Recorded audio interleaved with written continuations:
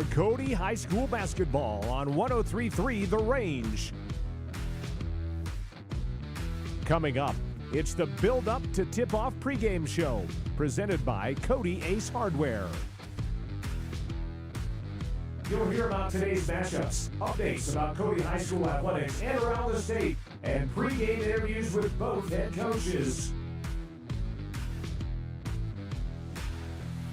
Tip-off is moments away for Cody High School basketball. Now, sending you out to the court for today's games, here's the voice of the Bronx and Phillies, it's Wyatt Barichka.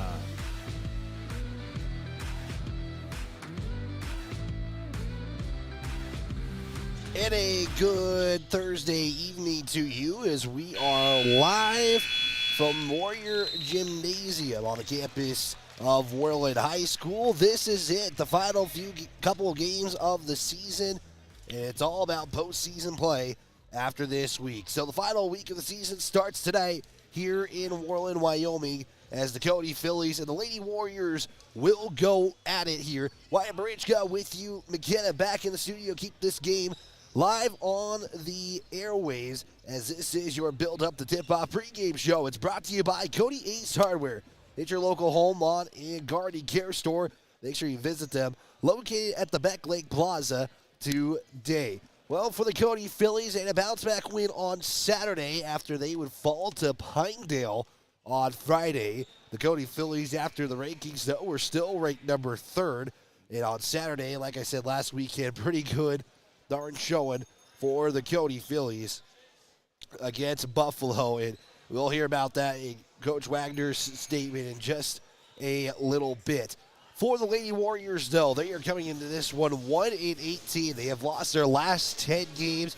They would have a tough fight first half against Mountain View. However, it would be the second half where the Lady Buffaloes would get away and ruin any chance Worland had maybe in that contest. It was only a 6-point lead at the half, 20-14 at the half, but they would come up short on Saturday as well against the Lady Eagles of Wyoming. If you're watching the live stream, we apologize for our radio audience. Let's take a quick look of how these standings look right now as well. So Pinedale guaranteed the number 1 seed. Cody cannot be better than 9-1. Pinedale can't be worse than 9-1. And the tiebreakers would favor the Lady Wranglers. So Cody's going to sit at number 2. They do need to win at least tonight to guarantee that 2 seed. Mountain View sits in the number 3 spot at 6-3. Powell's got a couple of games this week, one against Cody tomorrow. They're 5-3. They're going to be taking on Lovell tonight, and I'll talk about the boys' game later on because that game might have some significance for the 3A West boys. Lander and Lyman, those two at 5-6. are going to play to conclude their seasons.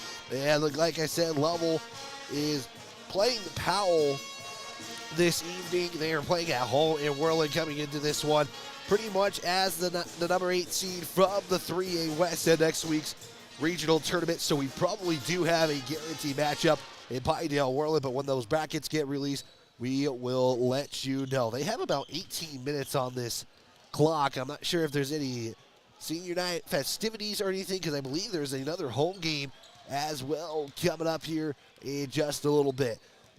Coming up on our Build Up to Tip-Off pregame show, we'll take a look back on these two teams. How did these two teams fare the first time around? We'll also take a look as well as the history between these two teams. I also caught up with head coach Chris Wagner, and I didn't put Cody Week in for Friday, but we might add him in here tonight if time allows. This is Cody Phillies basketball live on 103.3 The Range. We are back in 2 minutes on 103.3 FM online at myheartmountainradio.com. Enough with the phones already. Just put them down. Coach Wagner and the Phillies and Coach McCartan and the Bronx have been really fun to watch this year. Yes, the Bronx and Phillies, they really have it all together. They sure do. Speaking of having it all together, insuring your home, cars, and life insurance together with My State Farm Agency is the best way to bundle and save. We can customize your coverage and make insurance seem easy. Good luck, Bronx and Phillies. Check with Jen Talich's State Farm Agency to get your insurance all together. Thanks for the opportunity to earn your business. Like a good neighbor, State Farm is there. With over 40 years of combined experience, Park County Glass can handle all of your auto and residential glass needs. Serving the Bighorn Basin since 1982 with quality you can depend on and service from the heart. Stop in or call your auto glass specialist at 307-587-9303. That's Park County Glass at 307-587-9303. Hey guys, this is Zach Haskell with Haskell Furniture and Flooring. We are a proud supporter of the Cody, Bronx, and Phillies this season. If you want selection, we have the best selection for you with the best prices. From mattresses to flooring or recliners to fireplaces, we have everything you need in stock. No need to drive out of town when we have everything here locally for your next selection. Stop in at Haskell's Furniture and Flooring in Cody, Lovell, Worland, and Riverton, where we have the best prices and better service.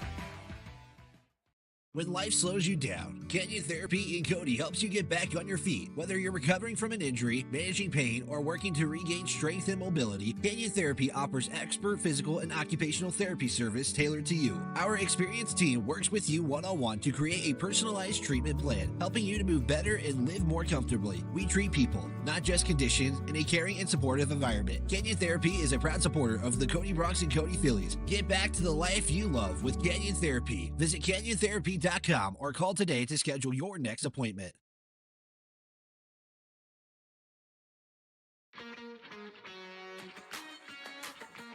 We continue our build-up to tip-off pregame show presented by Cody Ace Hardware. Now back to Wyatt Barishka.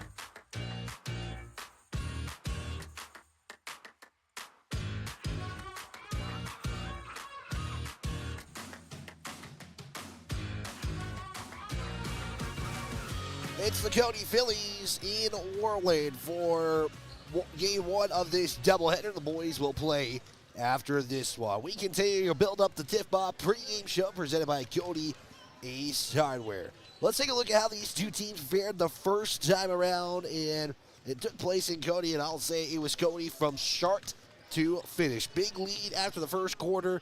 They would never relinquish the lead. For the Cody Phillies in that contest against Worland, the final of 71-18.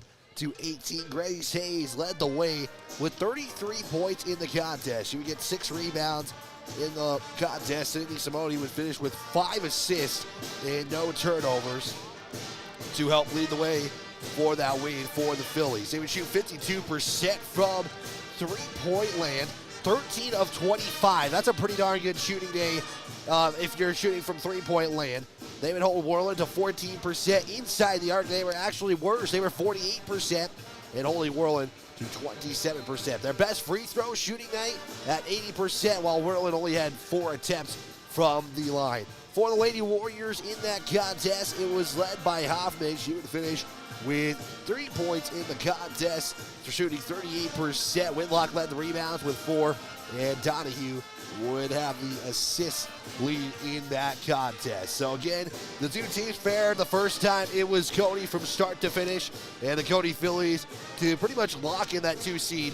We'll look to try to do the same thing here on the road with a game coming up tomorrow at home against Pals. So if you guys aren't able to make it to tonight's game, we are encouraging you guys to go and support the Phillies and Bronx Friday night on senior night, where all the seniors will be honored. It's also the last time you can watch them on the home floor before regionals. That is your look of how these two teams fared the first time around. We'll take another 60-second timeout. When we come back, we'll take a look at the history between these two squads as well. This is Cody Phillies basketball on 103.3 The Range, a Hard Mountain Broadcasting station. We are back in just 60 seconds. Woodward Tractor is your one-stop dealer for all your Takahouchi equipment and service needs. Takahouchi is known the world over for its purpose-built design philosophy, innovative technology, and dependable service after the sale. And now at Woodward Tractor, get 0% financing on all Takahouchi machines, excavators, track loaders, and wheel loaders. Special financing options are also available on Takahouchi brand attachments. See Woodward Tractor on Blackburn in Cody. Allstate agent Cale Mitchell is a proud supporter of Cody High School sports. At Allstate, you can bundle your home and auto for the lowest premium rates. Gail Mitchell is your local agent and provides great professional customer service to ensure that you got the best affordable coverage needs. Call Allstate agent Gail Mitchell at 307-527-6447. That's 307-527-6447. Allstate, you're in good hands.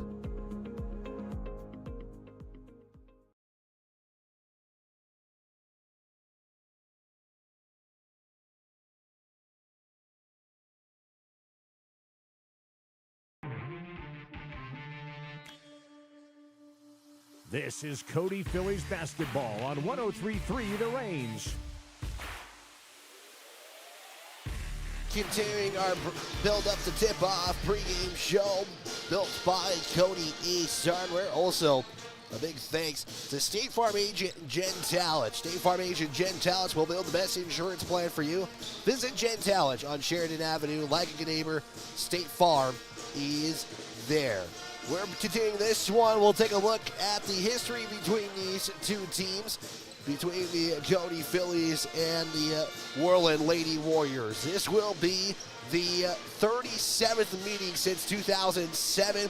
It is now tied at 18 apiece. Cody has won the last 8 meetings between Worland, and Cody's last win would come this year when they would win 71-18. You have to go all the way back to 2018 to see the Lady Warriors' last win, where Worland would come out with a win on March 9th. So 43-39 was the final in that contest.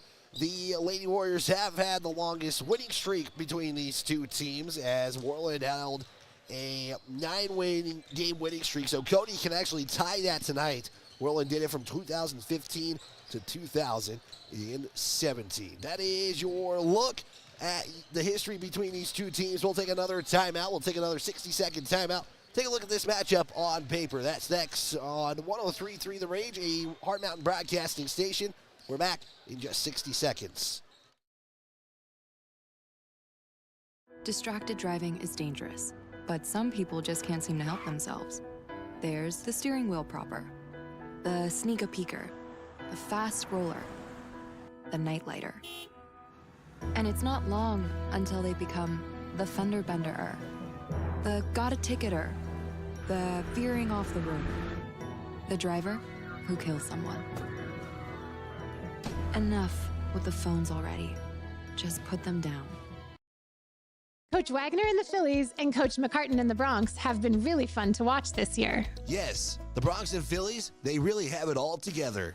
They sure do. Speaking of having it all together, insuring your home, cars, and life insurance together with My State Farm Agency is the best way to bundle and save. We can customize your coverage and make insurance seem easy. Good luck, Bronx and Phillies. Check with Jen Talich's State Farm Agency to get your insurance all together. Thanks for the opportunity to earn your business. Like a good neighbor, State Farm is there.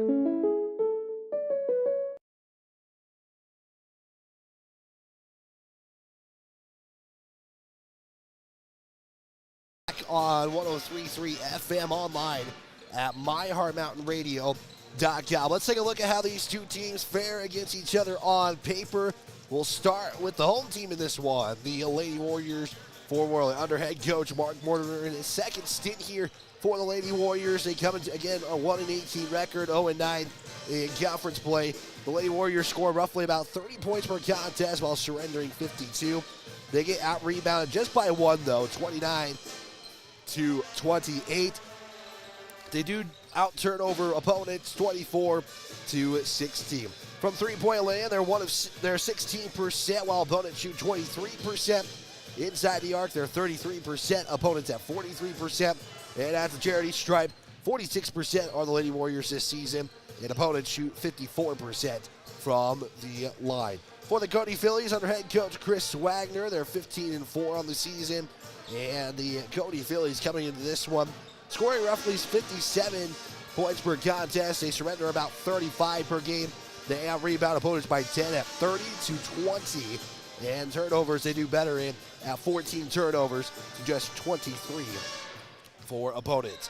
From the arc, they're 27% on the season. Opponents shoot 24%. Inside, though, is where they get a lot of scoring as well. They shoot 49% from the 2-point mark, while opponents shoot 37% inside the arc. And at the free throw line, Cody has gradually built that percentage up. They're not at 58%, as we have lots of light changing here at the Warriors Gymnasium. Opponents shooting 69% as well. That is your look on the matchup on paper. I'm making sure that we have some time, and we do. So immediately I'm going to send it to the pregame conversation I had with head coach Chris Wagner. Here's that conversation I had with him right now. It's time now for our pregame interview. Sending it back to the court with Wyatt Barichka with head coach Chris Wagner. It's 103.3 FM here with head coach Chris Wagner of the Cody Phillies. And coach, what a bounce back win on Saturday. I mean, you guys kind of threw that Pinedale away pretty quick to get a win against Buffalo. Girls came out firing. It was kind of like letting a dog off the leash. They just, I mean, as soon as they got the court, we were in the press. They felt really comfortable with that, and just let it go. And, like the way we shared the ball, good ball movement on top of that. Found some great looks, and yeah, I think once we get in the press, we see some layups go down, we see a few other shots, then I think our three-point confidence builds off that. It's just that when you see the basketball go through the rim on your side, it tends to make everyone a little more antsy at the ball, a little more focused and ready to do their part. So that definitely helps. And I should have asked this question on Friday, Coach, after the Pinedale game, but maybe it's a better question now. But kind of have a week like that when you guys were on a high of highs, when you guys are just rolling win after win, and kind of having a week like that. What does it just say about your squad and kind of how they can bounce back in weeks like that? Yeah, I mean, I think we try to put more emphasis on our preparation. Like, that's where I feel the biggest pressure is how we prepare throughout the week. And then if we've done that and the girls have worked hard in practice and they're focused and locked in, like, I'm honestly fine with, as long as we don't get blown out, I'm okay with any outcome. Like, I want the win, but like at the end of the day, like as soon as that game is done, I was hanging out with my family, talking with friends a little bit in the crowd, and starting to think about Buffalo a little bit. I really didn't dwell on that game all that much. And, if it's a higher, even high, I mean, there's a lot of implication with that, no doubt. And it definitely hurt. It hurt the girls. We were all a little bit down on it, but I don't know. You've been in this enough, that one game doesn't mean everything, unless it's the bigger ones at the end. So we haven't got to that yet. So we're gonna keep our heads up. And Coach, and I think Sophia kind of did a pretty good job with that example on Friday when you were mentioning it in the post-game show. But let's go into this week, Coach. When I say 2 more games in the regular season, then it's pretty much you got to win 2 before you lose 2. What's that feeling going through your mind? Yeah, just another back-to-back, a little bit short week. The Thursday-Friday combo on this one, so this week's felt a little bit tighter. I mean, we got one more practice tomorrow, and that's it. But it's just same approach as always. On Sunday, kind of got the game plan for how we wanted to structure the week, and Coach Olenek and I kind of deciding on what we wanted to, any adjustments and all that fun stuff, and set it in motion and go like the way that's all been going so far. So yeah, that's it is the last 2 games, senior recognition coming up, against Powell at home. That's important. I think it's going to be with the way that Powell is this year, definitely a lot more competitive, than they were last year too. Having some of those things just helps to finish off the season at home. Have the home crowd for our one senior and everybody there. I think it's important because, like I said, Powell's a team that's been improving, playing teams close. They had a close one against Pinedale, so we know they can compete. So we'll take any edge we can get.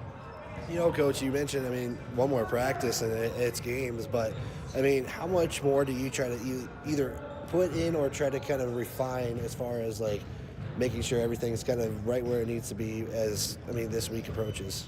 Yeah, got to be kind of like, don't want to obviously overwhelm them too much. I think by this point in the season, they do pretty well with like if we take something that we've had in place and like, maybe teams are starting to get guarded a different way. I feel like they're pretty good about adjusting on the fly. The brand new stuff, like this is kind of it. this is the last week where we'll really try to put, anything in that's like almost completely brand new. Luckily, a lot of our stuff's interchangeable with what we do. So like I said, we just threw in something today, and the girls have that understanding if it doesn't work. It's just trying to create some, take advantage of what we have personnel-wise. And if we don't get it, we just kind of flow into the offense like we always have. And like, there's no pressure that we have to get something off it. But yeah, after this, it's pretty much just trusting what we've done throughout the season and kind of sticking to our guns. Well, Coach, it's going to be Worland here, and you guys are on the road this time. Last time you guys were here, I mean, you guys started the game guns blazing and never looked back. I mean, now that you guys seen them once and you've seen them a few more times, just kind of what your approach is to this one. Kind of the same as last time, just expecting, kind of preparing for a zone defense, getting the girls comfortable shooting from those looks these last couple practices. Just we'll kind of touch base on some of the presses that we'll use tomorrow, but yeah, try not to change too much and force too much, and then try to kind of the same as last time, put that game behind us and get ready for Powell right away on Friday. Perfect, Coach. Anything I'm leaving out? Anything you want to add into it? No, man, you're covering it. You're doing well. Perfect, Coach. Thank you for your time. We'll talk to you after this one's over. All right, thanks, Wyatt. Big thanks to head coach Chris Wagner as you're hearing the Worland High School pep band here. We're going to have a national anthem, and yeah, you're seeing it right. And if you're hearing this on the radio, we apologize, but they do got some pretty nice lighting. The national anthem is going to be coming up, so when that comes, we are going to go radio silent for it, and we'll be back in just a moment. And now, if you would all please rise if you are able and remove your hats. We've got our Black Thunder pep band with the national anthem.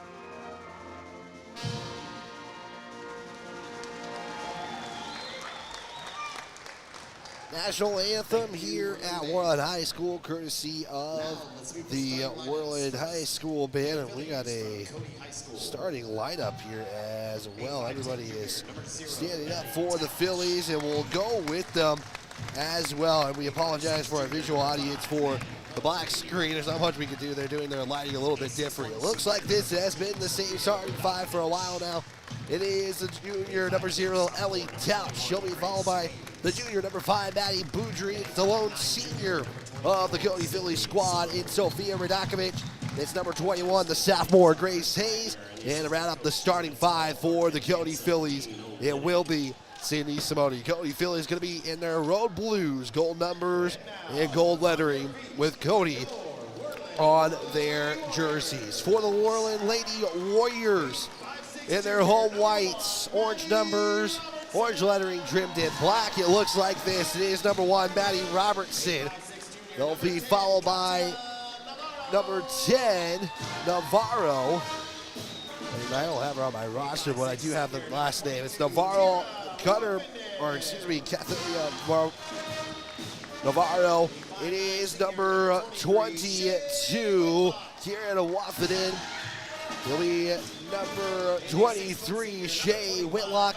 And to round up the starting five, it's number 25, Mackenzie Ray. That is your look at the starting 5 here, and I want to make sure that I have everybody on here on my stat sheet. So that is your starting lineup. Worland in their home whites, Cody in their road blues. Your scoreboard tonight brought to you by Pinnacle Bank, the way banking should be. Cody looking to go 2 wins in a row, entering the final game at 16-4. The Lady Warriors trying to snap a 10-game losing streak. It is Radakovic and Shea in the center circle, and the tip is controlled by the Cody Phillies. They'll get their first opportunity offensively here today in this one. Talich has it on the left side of Boudry up top. Hayes gets a swing over pass from Boudry. The three is off the mark, and Worland has possession of the basketball, and they'll get their first opportunity. So Cody misses their first. Worland gets their first, and going to be out of bounds after the missed shot for Cody to get the basketball back here. Again, it was a tough loss for Cody, but I know the bounce back win. And Story, if you didn't check out the full interviews, that goes out of bounds, and Worland's going to get the basketball back here. I know after the Pinedale game, Coach Wagner was talking about how Radakovic, with their senior leadership, kind of telling them it's a game here, and they still had to be positive after the game. I know they can have the loss, and sometimes it's hard, but I thought Radakovic's comments after the game, and comments that you can check out the full interview on our Facebook page at the Range 103.3, as that's going to go out of bounds. It's going to be Cody Philly basketball, both teams with a turnover apiece. Check out that full interview and kind of her remarks after the Pinedale game. But again, Cody getting a bounce back win on Saturday to improve to 15-4. Next Phillies possession as Talich over to Simone on the left side outside. She'll drive in as Worland runs man to man. Now they show zone as Hayes shot hits the back iron, and Ray will secure the rebound, and a couple of opportunities for the Phillies, and still no points yet in this contest. Worland will have one more home game, I believe. They'll be hosting Rollins on Saturday. Cody will host Powell tomorrow in their season finale. Navarro at the top. There's a swing over now to Wafford left side outside. Ray back to Wafford. Wafford going to try to drive into the cherry stripe. Pull up for mid-range. Jumper for 2. And that's going to be no good either. Back to the Phillies. So we still have goose eggs on the scoreboard. 6 minutes to play in the first quarter here from Worland High School. Talich will drive the right side. Has a lane shot. Will hit the iron as Mackenzie Ray got in the way of that shot. And Talich trying to save it.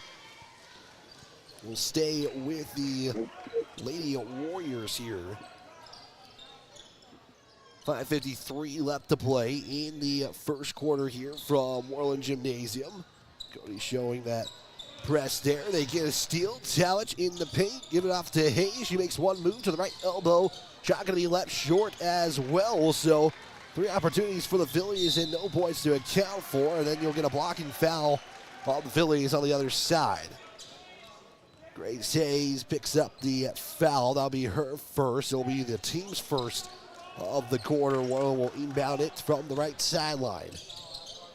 Shea will give it off to Navarro. She'll make her way to the right side. Picks up her dribble to Shea. Pull up 3 is going to be left short as Hayes closes in defensively. That's the first 3 of the contest, and it will be a miss for the Lady Warriors. Hayes, hand off Simone. Left side back over to Hayes. She has a 3 on the left side. That one's also going to be left short as it bounces off the left iron. So both teams taking 3s, no shots in. Navarro trying to break the goose egg. She'll give it off to Ray. That's going to be a long 2 in and out. And we still are scoreless in the first. Over 3 minutes now have been played. Boudry trying for 3. Hits the back iron. Rebound Radakovic. 1 step. Shot up. Shot's good. As Radakovic cleans the boards. And that's the first points for the Phillies here tonight. 2-0 now, Pinnacle Bank scoreboard. 4:42 left to play in the first quarter here at Worland Gymnasium. Navarro at the top will fire three off the glass. That doesn't go in, and it's going to be last touch by Radakovic. In out of bounds. Give it a shout out to John Young tuning in from Cody. Cheering on for the Phillies, and we'll get a whistle. Be the first timeout of the contest. It's going to be a quick 30-second timeout, so we'll keep it here. Big thanks to Pinnacle Bank, your scoreboard tonight.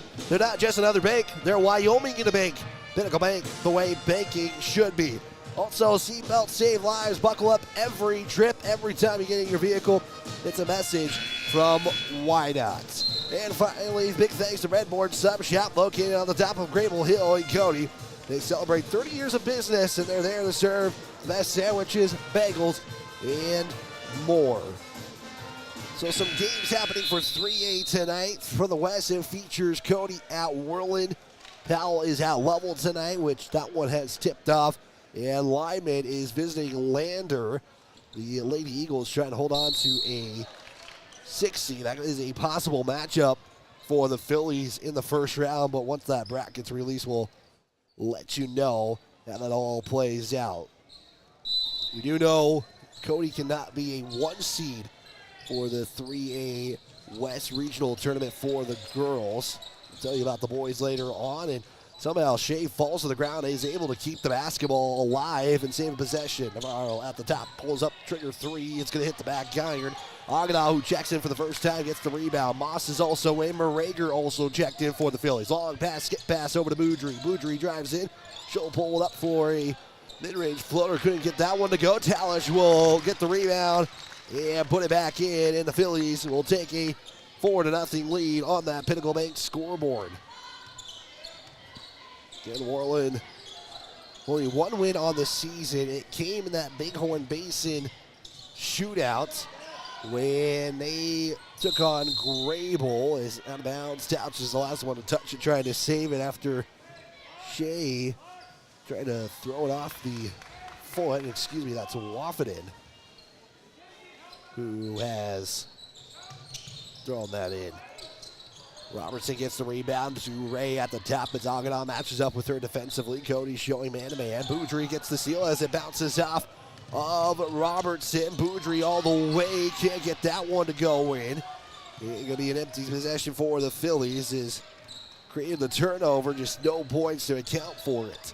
3:27 left to play. First quarter action here from Worland High School. Navarro looking to give it off to Ray. Does. And get the shot to go as there was two Phillies there to get in the way. Waffenden, bounce pass, looks for Shea as Tauch gets away, trying to save it as she runs into the bench. And that's the second time we've seen somebody run into the bench. Jesse Hatch in the JV boys game basically ran into the chair and somehow didn't tip over the water jug that was on the table as well. But so something maybe to look out for tonight if you're watching live or listening on the radio. However you may be tuning in, we appreciate it. Ray take a long two again. That one's going to be off the mark, and it's going to be out of bounds. It's going to be last touch by the Phillies.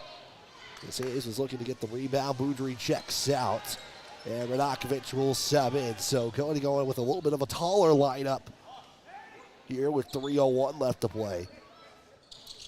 Robertson going to try to inbound it for Worland. Continues to survey. Now we'll give it off to Ray. Quickly pass over to Glantz. Will pull it up for a triple and gets it.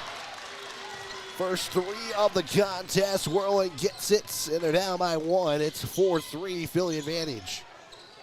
Hayes is at the top. Looks to drive in down. Or give it up now to Morager. She'll back her way in. Picks up her dribble on the left elbow to Hayes. Hayes makes her way to the right side. Looking long pass over to Morager. Almost loses it. Trying to save it. Throws a prayer, and it's going to be taken away by the Lady Warriors. Quickly, it's Robertson. Left side. Radakovic gets in the way. Picks up her dribble. Navarro. Well, swinging around. Robertson, three. Left side. Going to be too much on the shot, and Hayes going to try to push the pace. Phillies have 4-on-3. Hayes will try to take it all the way. That one's left short. She gets her own rebound. Puts up the shot and won't go in. Phillies tough shooting start in this one. Unofficially 2 of 10 from the field. And Hayes will go to the line for the first time for the Phillies. First time in this game we're seeing some free throws, and Hayes will miss the first free throw. They're going to give the foul to Navarro. She'll pick up her first personal. It is the teams first, as both teams have one foul each. Anna Richardson checks in for Lady Warriors. Simone is back in for the Phillies, as Hayes will go 1 of 2 from the line. It makes it now a 2-point game with 5-3 your score. Robertson going to try to bring it up over the midcourt stripe. Does that with Agana matched up with her defensively. It's Robertson who couldn't get that floater to go. And back to the Phillies. Simone, right side. Will underhand pass it off to Hayes. Long pass over to Dallas. Fire 3 from the left side. Going to be left short. Agana cleans it up. Can't put that shot to go in. And Ray will hold on to the rebound. So a couple of opportunities. And once again, no score for the Phillies. And neither team can really get anything going. Worland, that's 1 of 7. Cody is 2 of 12 from the field. Navarro giving off now to Glant. She'll drive in, loses the dribble. Somehow Ray comes up with it. And Mackenzie Ray ties this one.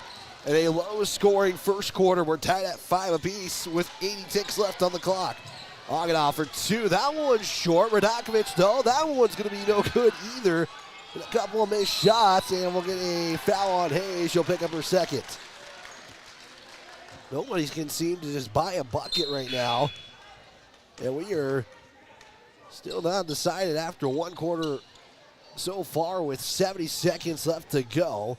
Reagan Moss checks in for Grace Hayes as she picked up her second foul. Inbound goes to Richardson. They'll look for Waffenden as it's going to be out of bounds. Worland will turn it over. Biggest lead has been 4 for Cody. And we are tied at 5 apiece with 1:03 left to play. We approach the final 60 seconds. Boudry bounce pass it off to Radakovic. Kick out to Mosh. He can't handle the basketball. That'll be a turnover. Only the third for the Phillies with 54 seconds left to go. Full court pressure for the Phillies. They're showing it. Inbound's going to go to Ray. Back over to Robertson. She'll slowly bring it up over the midcourt stripe. Navarro going to check in on the next whistle. Here's a pass off to Ray. Left side outside. Radakovic matches up with her, having to go way out there. And we'll get a traveling call by Worland, and that'll be a turnover. Turnover number 4 for Worland.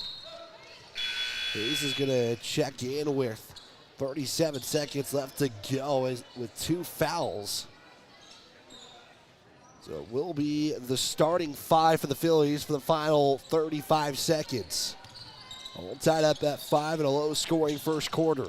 Dallas feed inside of Radakovic. She'll get the layup to go underhand, scoop and score.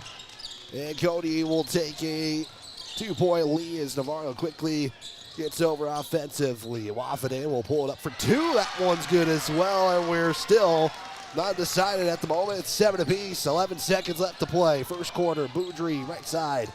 Back to Talich. Talich will hand it off to Hayes with 4 seconds left to go. Hayes swing over Talich, 3 with 1 second left to go, and that'll be how the first quarter ends. And after a 1, we are undecided. It is 7 apiece, and a rough shooting start to this one. We'll step aside for a 30-second timeout. We'll be back here on 103.3 The Range, a Heart Mountain Broadcasting station. With over 40 years of combined experience, Park County Glass can handle all of your auto and residential glass needs. Serving the Bighorn Basin since 1982 with quality you can depend on and service from the heart. Stop in or call your auto glass specialist at 307-587-9303. That's Park County Glass at 307-587-9303.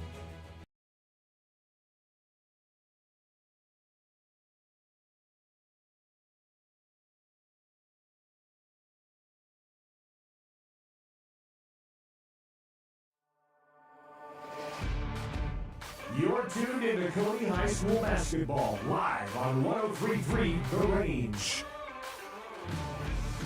Well, it's a low-scoring first quarter here from Warrior Gymnasium as it's 7 apiece after 1. Slow shooting start to this one. Worland 3 of 9, while Cody has shot 3 of 15 unofficially.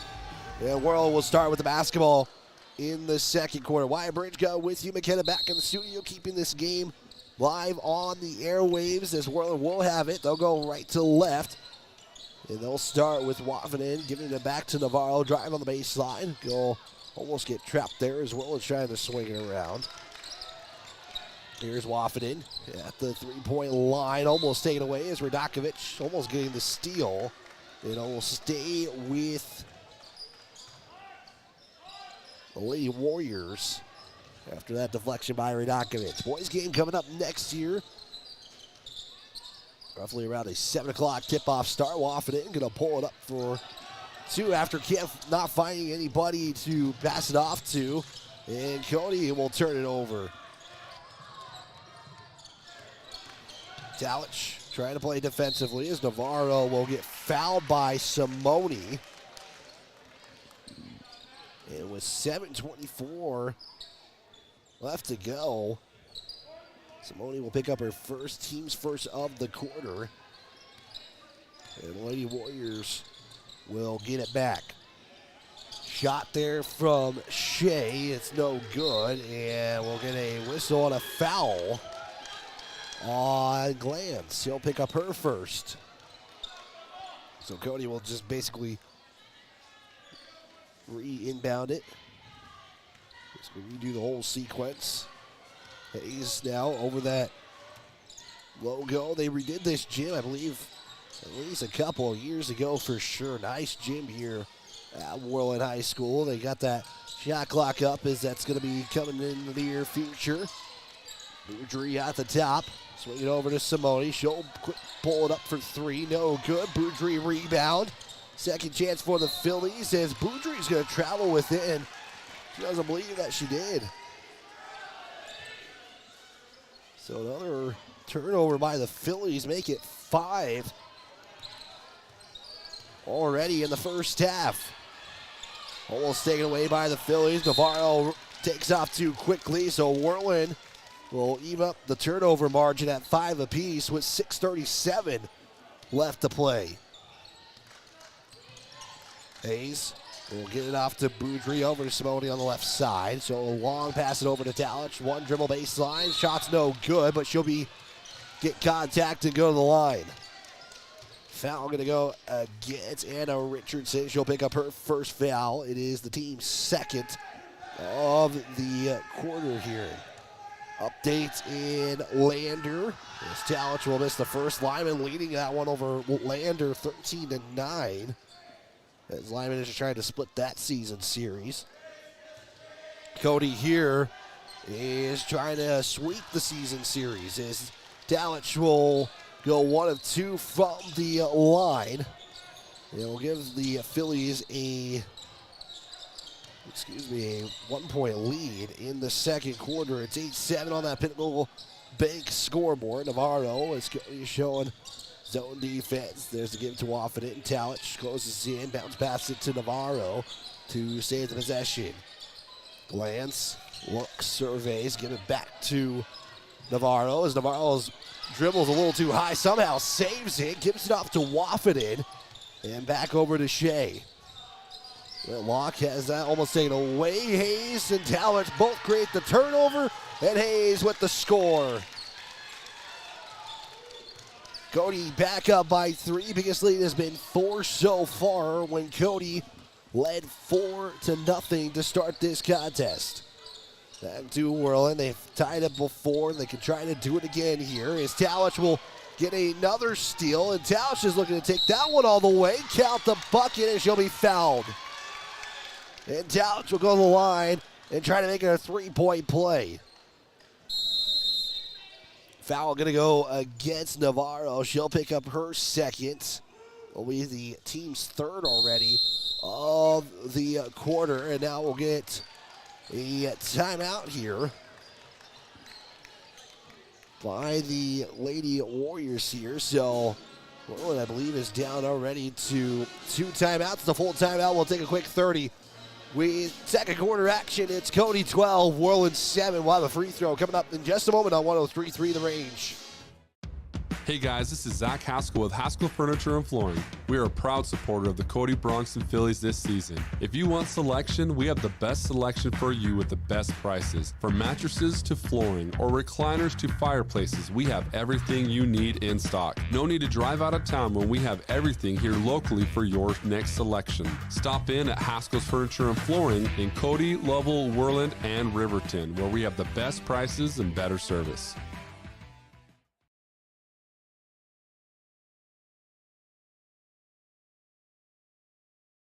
Back here on 103.3 The Range, a Hard Mountain Broadcasting Station.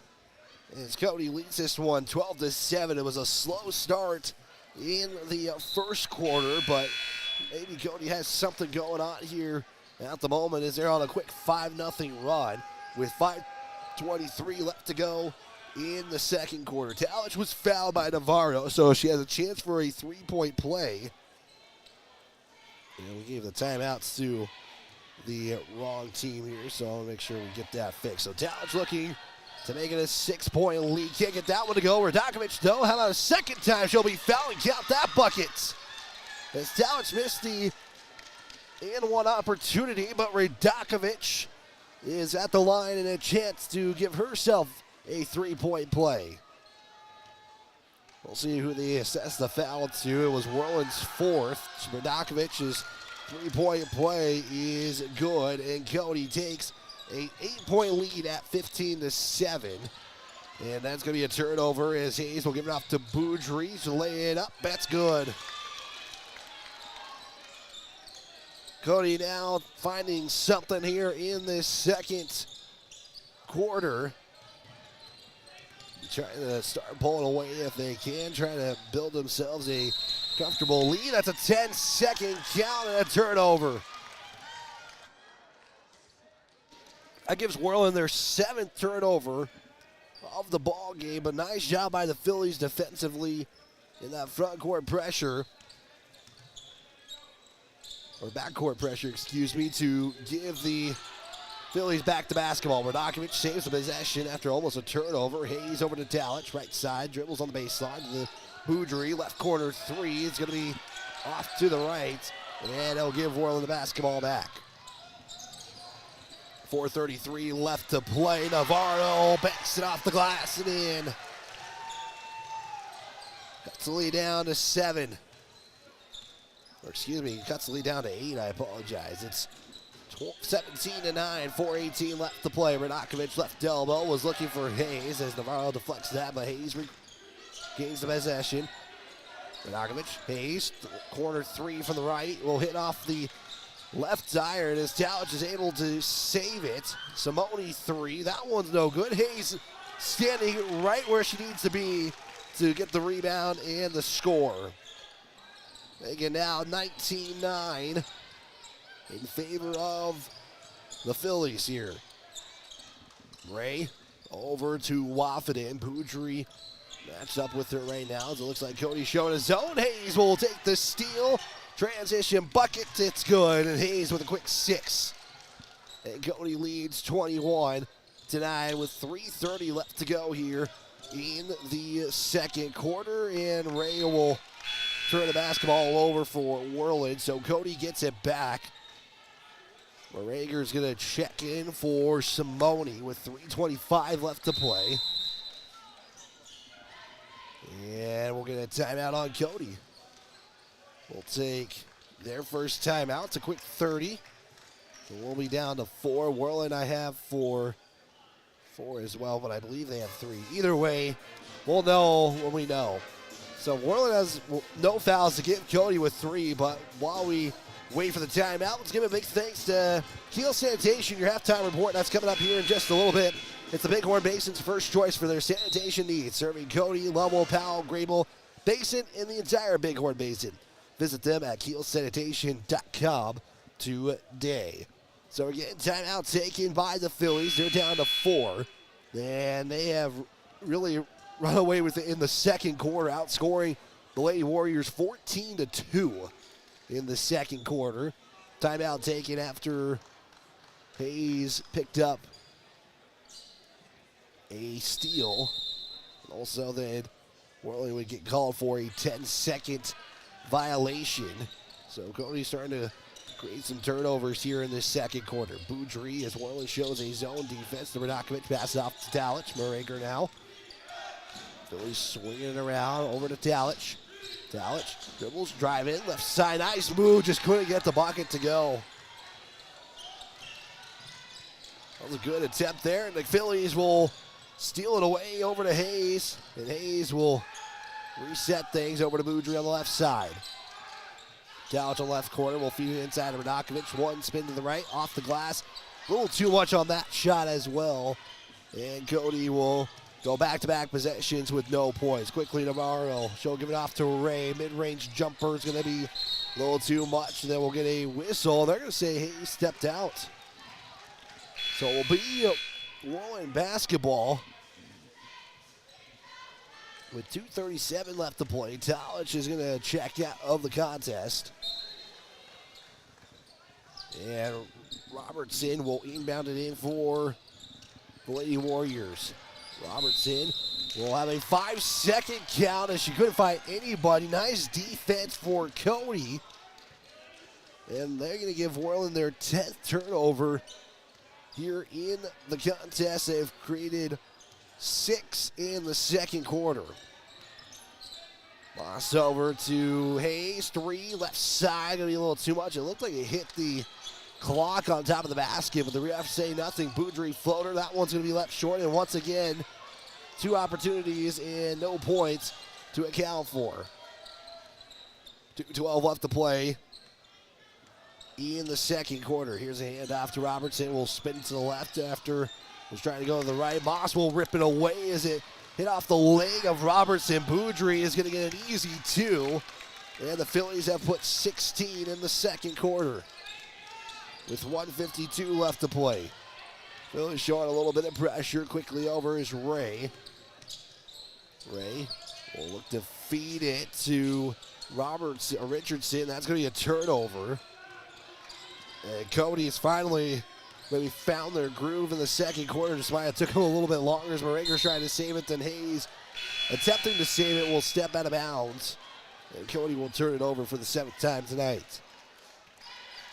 We'll have our Kiel Sanitation halftime report coming in just 91 seconds here as Cody, after being tied at 7 apiece in the first quarter, have exploded for 16 points in the second. As Worland saw that go out of bounds. Deflection though from Cody. Navarro going to try to inbound. Looks, will finally get it off to Glanz in the backcourt. Now swing it over to Waffeden. Over the midcourt stripe. Hayes will poke it away. And Hayes going to try to take it all the way. She gets the easy 2. A little bit of a challenge there from Glanz as she was staying stride for stride, but Hayes gets the score. Navarro over the timeline. That almost taken away. Now taken away by the Phillies. That's going to be their 13th turnover of the game. Moss will fake it. Couldn't get the shot to go. She gets the rebound. That one's no good, but she'll be fouled and go to the line.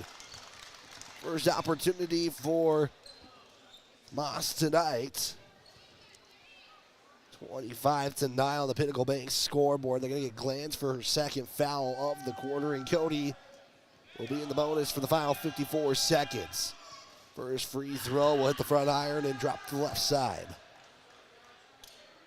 Cody just 3 of 7 from the line tonight as well. Talich will come in for Morager. Moss on the season at the charity stripe. 47%, only took under 20 free throws, and she can't get the second one to go. It's Agana who gets the rebound, and they'll turn it over. And Cody gets it right back. If they have a turnover, they're going to get the turnover back, and going to be out of bounds though, and they'll go back and forth with the basketball. Worland with it back as Cody shows that full court pressure. They do beat it as the Lady Warriors. Waffeden thought about a 3.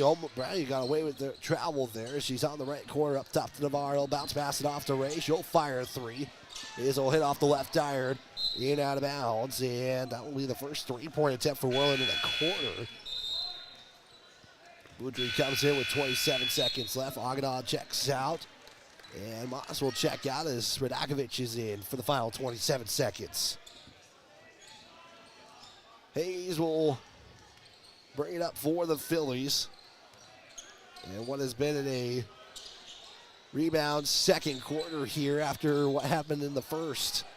Dalich was looking for Boudry, almost cut, but she didn't go immediately to turn the basketball over. Hayes, a lot pass to Radakovich, faking a couple of times. She'll put up the shot and be fouled.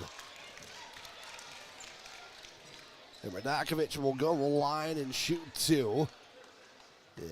Either way, it was going to be free throws regardless because of the bonus. Foul's going to go against Mackenzie Ray. She'll pick up the first personal for her. It's a 16 foul. And Radakovich will miss the first. Get one more free throw here. Moranger and Moss will check out. Simone and Hayes will check out, excuse me. Moss is in, Moranger's in. Ogden going to check in for Radakovich after the free throw with 5 seconds left. Radakovich, second free throw, he's up and no good. 5 seconds, 4 seconds. Boudry gets the steal as Murray will block the shot and Waffinen is going to just chuck it. It's going to be way off.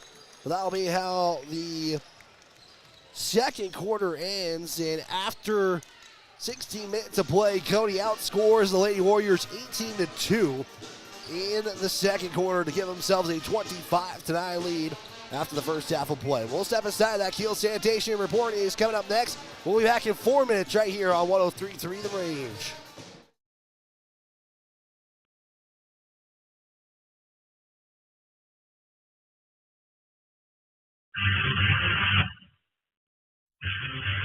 Since 1982, Kiel Sanitation has been the trusted leader in sanitation services throughout the Bighorn Basin. We're a family-run business dedicated to providing top-notch customer service. Whatever your sanitation needs are, Kiel Sanitation has you covered. We offer a comprehensive range of residential and commercial trash collection options featuring a variety of containers. Our roll-off containers range from 10 to 40 cubic yards. We also have 95-gallon roll-out carts and steel dumpsters, including bear-proof containers. Our septic services include thorough, high-pressure back flushing to ensure your system is Kiel clean. For your convenience, we also offer 24-hour emergency septic services. To meet all of your sanitation requirements, we provide portable restrooms for any occasion. Our offerings include standard portable restrooms, hand wash stations, and handicap units. We also specialize in services for the oil field, including portable restrooms, potable water, roll-off containers, and vacuum services. Be sure to check us out, KielSanitation.com. We're also on Facebook. Look for us in there under Kiel Sanitation. Give us a call, 307-587-6616. Go Cody Bronx and the Cody Phillies as well. When life slows you down, Canyon Therapy in Cody helps you get back on your feet. Whether you're recovering from an injury, managing pain, or working to regain strength and mobility, Canyon Therapy offers expert physical and occupational therapy service tailored to you. Our experienced team works with you one-on-one to create a personalized treatment plan, helping you to move better and live more comfortably. We treat people, not just conditions, in a caring and supportive environment. Canyon Therapy is a proud supporter of the Cody Bronx and Cody Phillies. Get back to the life you love with Canyon Therapy. Visit CanyonTherapy.com or call today to schedule your next appointment. Woodward Tractor is your one-stop dealer for all your Takeuchi equipment and service needs. Takeuchi is known the world over for its purpose-built design philosophy, innovative technology, and dependable service after the sale. And now at Woodward Tractor, get 0% financing on all Takeuchi machines, excavators, track loaders, and wheel loaders. Special financing options are also available on Takeuchi brand attachments. See Woodward Tractor on Blackburn in Cody.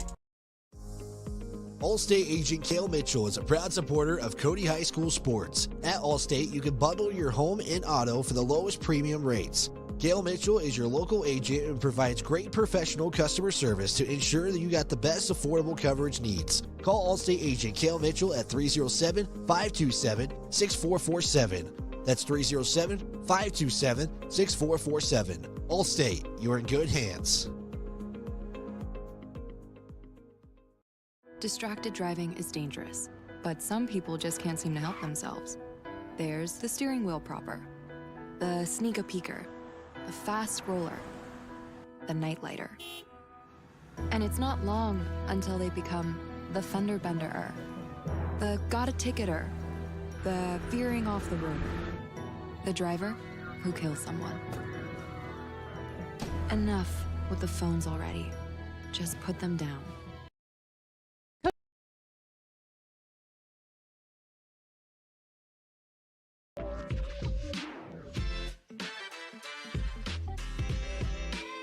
We continue the Kiel Sanitation Halftime Report. Here's Wyatt Barichka. Well, it's an impressive start for the Phillies after the first quarter. It was tied at 7 apiece, but 18 points in the second quarter will help with your lead at the half. This is your Kiel Sanitation Halftime Report. It's brought to you by Kiel Sanitation. Is the Bighorn Basin's first choice for their sanitation needs, serving Cody, Level, Powell, Grable, and the Bighorn Basin. Visit them, kielsanitation.com today. So like we mentioned, it was a slow start. It was tied at 7 apiece after one quarter of play. Cody would then balloon 18 points in the second quarter to just 2. And that is how the scoring output has gone. 2 ties, no lead changes so far. Cody is the only team with a lead in the contest so far. The turnovers, Worland with 14, Cody with 9. Again, all stats are unofficial in the contest that we report here.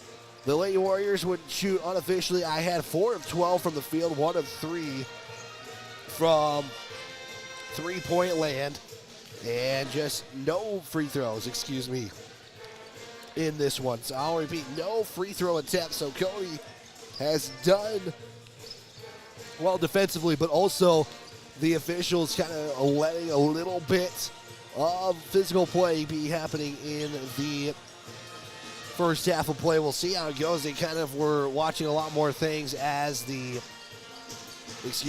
half was winding down. The Phillies unofficially, I had 11 of 30 from the field. It was a tough shooting first quarter, and 3 of 10 from the line, 0 of 5 from three-point land. That is your look at the team stats in this one. We'll step aside in 60 seconds, give you the individual statistics next on 103.3 The Range, a Heart Mountain Broadcasting station. Coach Wagner and the Phillies and Coach McCartan and the Bronx have been really fun to watch this year. Yes, the Bronx and Phillies, they really have it all together.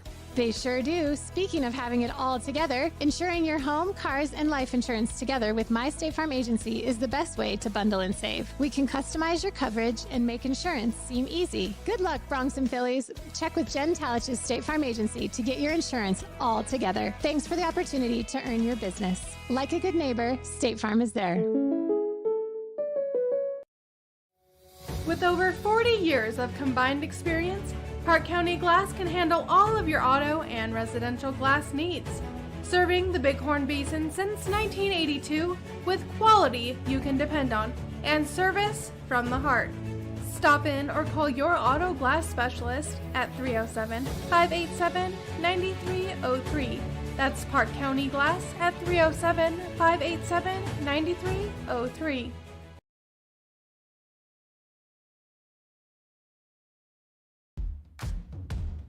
Stream today's game, past games, and listen to future Cody Athletics on the radio and catch live video coverage at myheartmountainradio.com.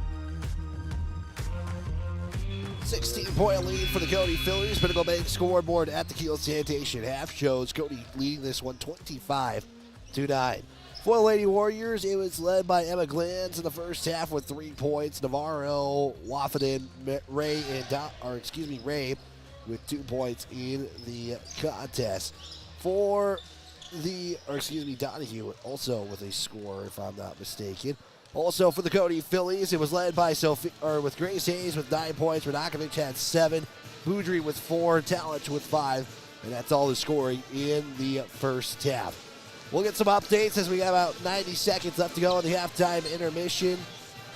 We got an update in Lander where the Lady Tigers have taken the lead over Lyman 25-19. Lander trying to hold on as the number 5 seed at the regional tournament. Lyman is a possible first-round matchup for the Phillies, so that's something to keep an eye for. For Lovell and Powell, it has been all Lady Panthers. They had a 31-8 lead at the halftime intermission, and that is how that stands. They are just now entering third quarter play from Lovell High School in their gymnasium. 45 seconds left to go. We'll take a quick 30-second half. Actions next right here on 103.3 The Range, your Heart Mountain Broadcasting Station. We're back in 30 seconds. Hey guys, this is Zach Haskell with Haskell Furniture and Flooring. We are a proud supporter of the Cody Bronx and Phillies this season. If you want selection, we have the best selection for you with the best prices. From mattresses to flooring or recliners to fireplaces, we have everything you need in stock. No need to drive out of town when we have everything here locally for your next selection. Stop in at Haskell's Furniture and Flooring in Cody, Lovell, Worland, and Riverton, where we have the best prices and better service.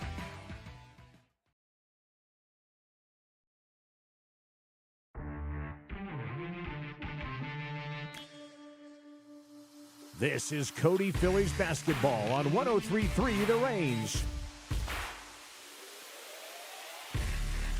Second half action about to get underway here from Worland Gymnasium at Worland High School. Pinnacle Bay scoreboard at the half.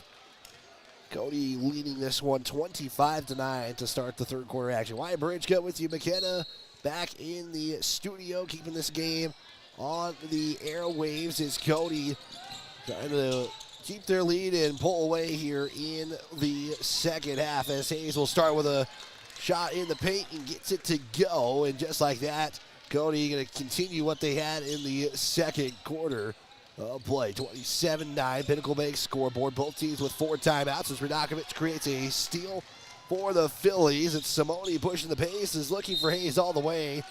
And they're going to say it's out of bounds. Last touch by Cody. Hayes is apologizing to Simone, knowing that she probably had that.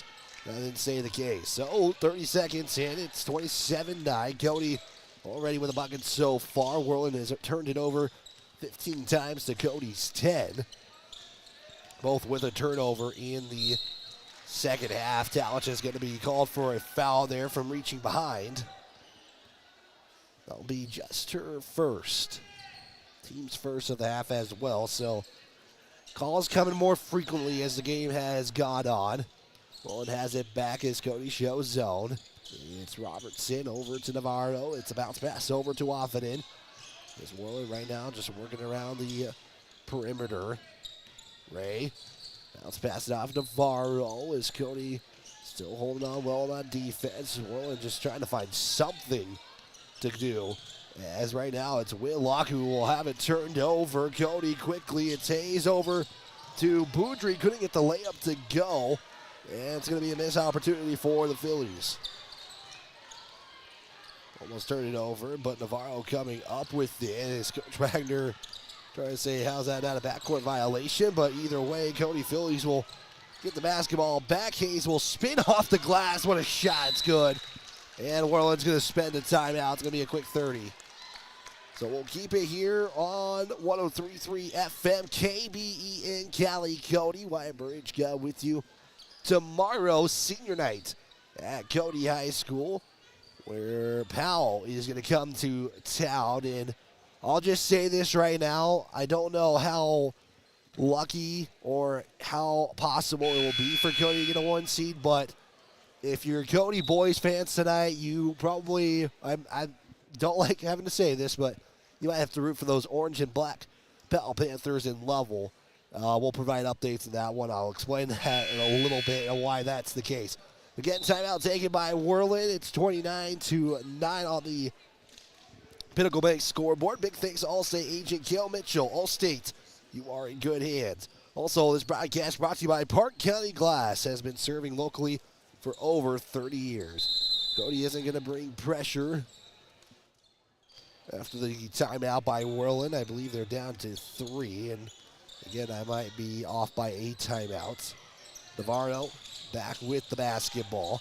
There's a give over to Ray, back to Navarro. Navarro somehow gets it to Ray, over to Robertson, excuse me. She'll be fouled. And this will be Worland's first trip to the line tonight. Be the second team foul on Cody. First foul on Radakovich this evening. Robertson is at the line to shoot 2. First one is up, in, and out. Ellie Robertson looking for her first points of the evening. Regional tournament basketball going to be in Lander next Thursday, Friday, and Saturday, as Robertson will make the second and cut the lead down to 19. He's on the left side. Will bounce pass off the Towage, looking for the feed inside of Radakovich. It's going to be last deflected there by Ray, so it'll stay with the Phillies.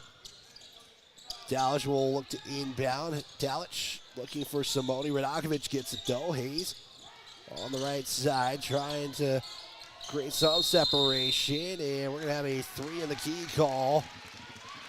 And Cody will turn it over for the 11th time tonight. 5:50 left to go in the third quarter, as Cody brings back that full court pressure. Ray over now to Whitlock. So get it off to Waffinen, and a foul called on Boudry. That one I think could have been 50-50, but that's why I'm up in the stands and not wearing the stripes. 5:38. 29-10 on that Pinnacle Bank scoreboard. Worland has scored once. Cody has 4 already in the third quarter, as Ray is going to get fouled. Boudry will pick up another one, so that's 2 quick fouls on Boudry, and Cody already has 14 fouls of the quarter, so the next one will put Worland in the bonus, and that's going to be a lot of time for possible free throws here. Waffinen looks to drive in, off the glass is good, and they attacked Boudry, and knowing that she's already picked up 2 quick fouls, that might give Worland a little bit of an advantage, as I believe Moss is going to check you on the next whistle. It's down to the left side, this Simone up top, over to Hayes. Hayes, enough of a reaction to drive in. Shots off the mark. It's Radakovich with the rebound. Hayes gets it back. Pass over to Simone. Simone looks to drive in. They're going to call an offensive foul, and that's pretty much a self-inflicted wound that the Cody Phillies have created themselves in this third quarter. That's a 5th team foul, and from here on out, Worland is going to have some free throws, and there's 4 minutes and 53 seconds left to go in the third quarter. Phillies bringing the pressure. Boudry comes out as Moss comes in. That's a steal for Cody. Cody bounce pass it to Talent. She'll be fouled and go to the line and shoot one more. They're going to get the foul to Whitlock. So that'll be her first. Or excuse me, that'll be her second. Her second team's first. Talich going to shoot 1 here to convert the 3-point play. She does. And Talich with 8 on the day. So again, bringing that pressure, trying to create some transition buckets on this one, and that'll be a turnover. That'll be turnover number 19 unofficially for Worland, and then Cody, as soon as they get it, give it right back to the Lady Warriors for an easy 2. That's Waffinen for the score. 32-14. As this was tied at 7 apiece after the first quarter. Cody had a great second quarter. Right now, similar start to the first quarter. That's going to be a turnover by the Phillies. Is Navarro going to try to give it up to Ray, pull up mid-range 2. As Ray gets the score, And just like that, it's 7-7 in the third quarter. Boudry and Aguinal will get set to check in. Feed inside of Radakovic on the left side. Gets to go for two. Radakovic has had herself a pretty good, solid 3 games as of late, especially on the scorer's book. There's a give. Woffinden long. 2 is good. And the Lady Warriors have something going as Woffinden's put the last 6 for the Lady Warriors. It's a 16-point lead still. Talich underneath. Reverse is good. It took a moment, but it happens, and it'll be an 18-point lead for the Phillies here. And Worland has it back. Cody trying to create some turnovers here. They weren't able to do so that time on the full court pressure. Woffinden shot deflected and swatted out of bounds by Grace Hayes. So Boudry, Simone, and Aguinal are going to check in for Cody. Talich, Radakovic, and Hayes will sub out. Whitlock is out for Worland. Emma Glanz is in for the Lady Warriors. She'll get the inbound in the buckets. Glanz immediately checks in, gets 2, and she was the leading scorer for a while. That's not the case anymore. As Woffinden had 6, and Cody turns it over. That's a little bit frustrating for the coaches right now, as it shows. As again, it's still a 16-point lead with 2:36 left to play. Worland getting the inbound back. Is that somehow is not a travel? I thought that would be a travel for a moment. Cody gets a turnover back, and they get some points out of it. And as soon as I say that, Woffinden gets it back to Ray. Off the turnover. Hayes is going to check in here. Woffinden for 2 off the glass. It's good. Worland has outscored the Phillies 13-11, and Coach Wagner, I think, has seen enough to call a timeout. With 2:12 left to go, Worland has scored 13 points. They've cut this lead down to 14. It's a full timeout. We're back in 30. 2:12 left to go. It is the Cody Phillies on your Pinnacle Bay scoreboard. 30, Worland 20. We're back after this on 103.3 The Range. When life slows you down, Canyon Therapy in Cody helps you get back on your feet. Whether you're recovering from an injury, managing pain, or working to regain strength and mobility, Canyon Therapy offers expert physical and occupational therapy service tailored to you. Our experienced team works with you one-on-one to create a personalized treatment plan, helping you to move better and live more comfortably. We treat people, not just conditions, in a caring and supportive environment. Canyon Therapy is a proud supporter of the Cody Bronx and Cody Phillies. Get back to the life you love with Canyon Therapy. Visit CanyonTherapy.com or call today to schedule your next appointment.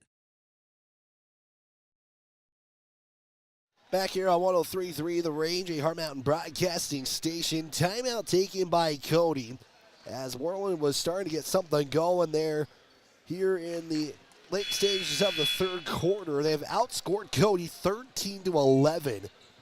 As Cody was the ones getting the turnovers early, Worland has basically flipped that script and converted points. Woffinden has had 8 in this quarter so far. It will be Cody basketball after the timeout. Both teams down to 3 timeouts. Hayes will give it off now to Simone as it's Hayes, Simone, Boudry, Aguinal, and Moss in for the Phillies. Hayes will miss the shot, give a second chance for the Phillies as Boudry has it on the right side outside. Moss looks, feed it to Hayes on the paint. Nice move to get the buckets. As Hayes gets the score, Cody back up by 18 and Worland had Richardson open on a cut and didn't give it to her. They didn't even see it with that pressure that Cody has shown. Richardson, left side, looking to hand it off now as she'll give it off now to Robertson. Baseline drive on the left side, no, second chance. That's deflected out of bounds by Grace Hayes.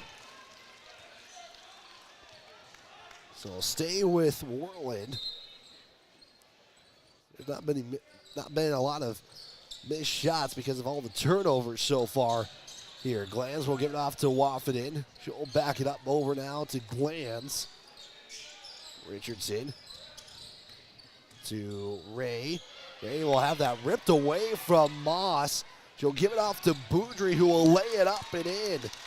Nice job by Moss to get the steal and Boudry to get the score and quickly waft it in for the Lady Warriors is there offensively.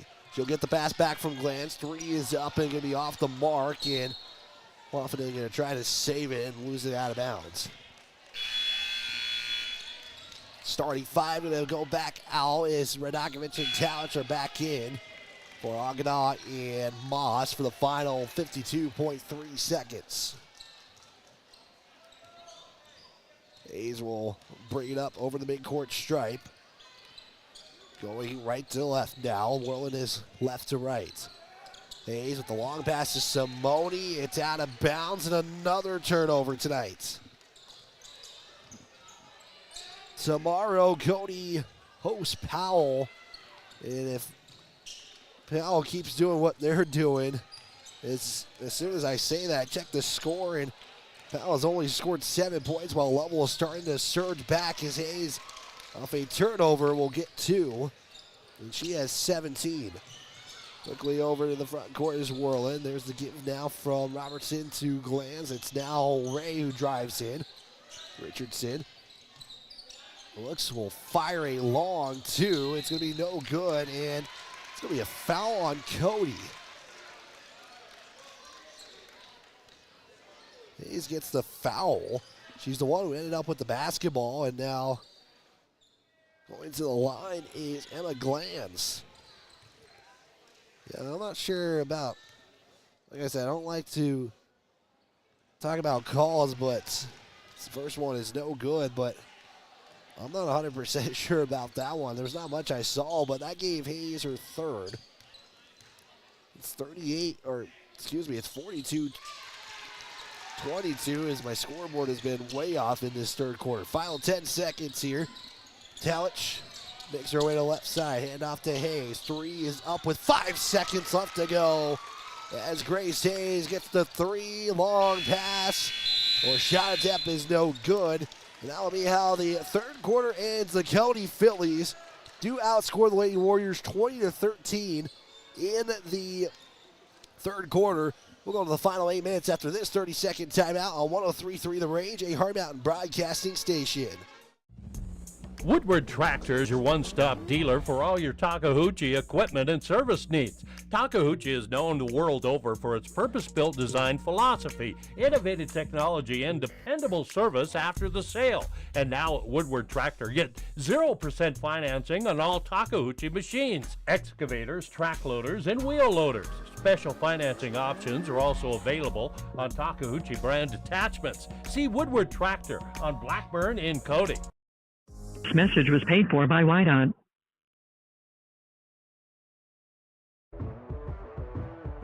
The fourth quarter is here. The final 8 minutes start now.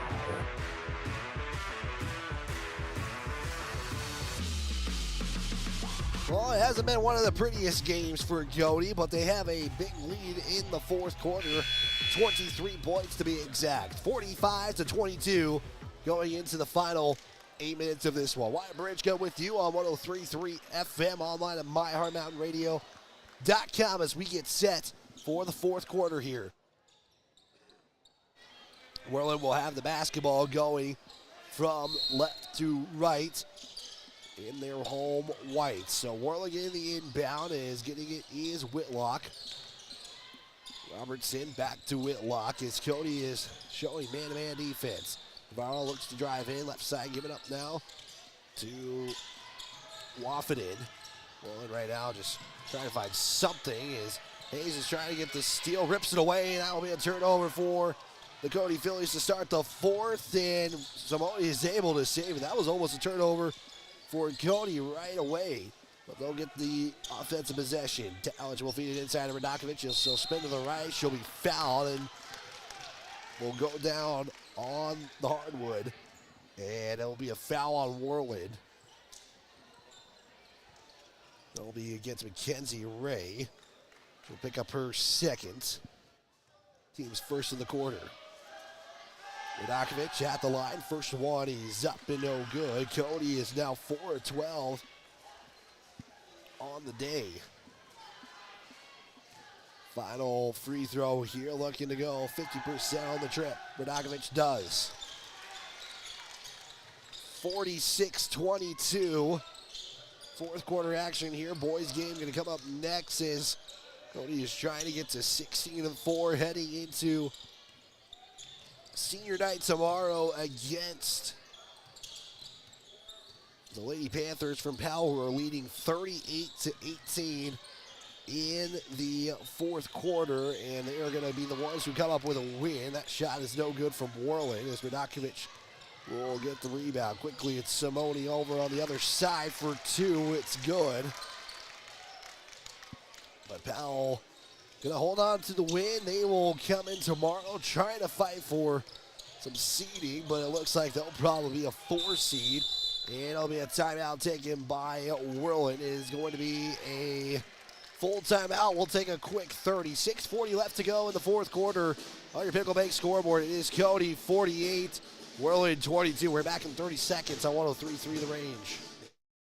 Allstate agent Cale Mitchell is a proud supporter of Cody High School sports. At Allstate, you can bundle your home and auto for the lowest premium rates. Cale Mitchell is your local agent and provides great professional customer service to ensure that you got the best affordable coverage needs. Call Allstate agent Cale Mitchell at 307-527-6447. That's 307-527-6447. Allstate, you're in good hands.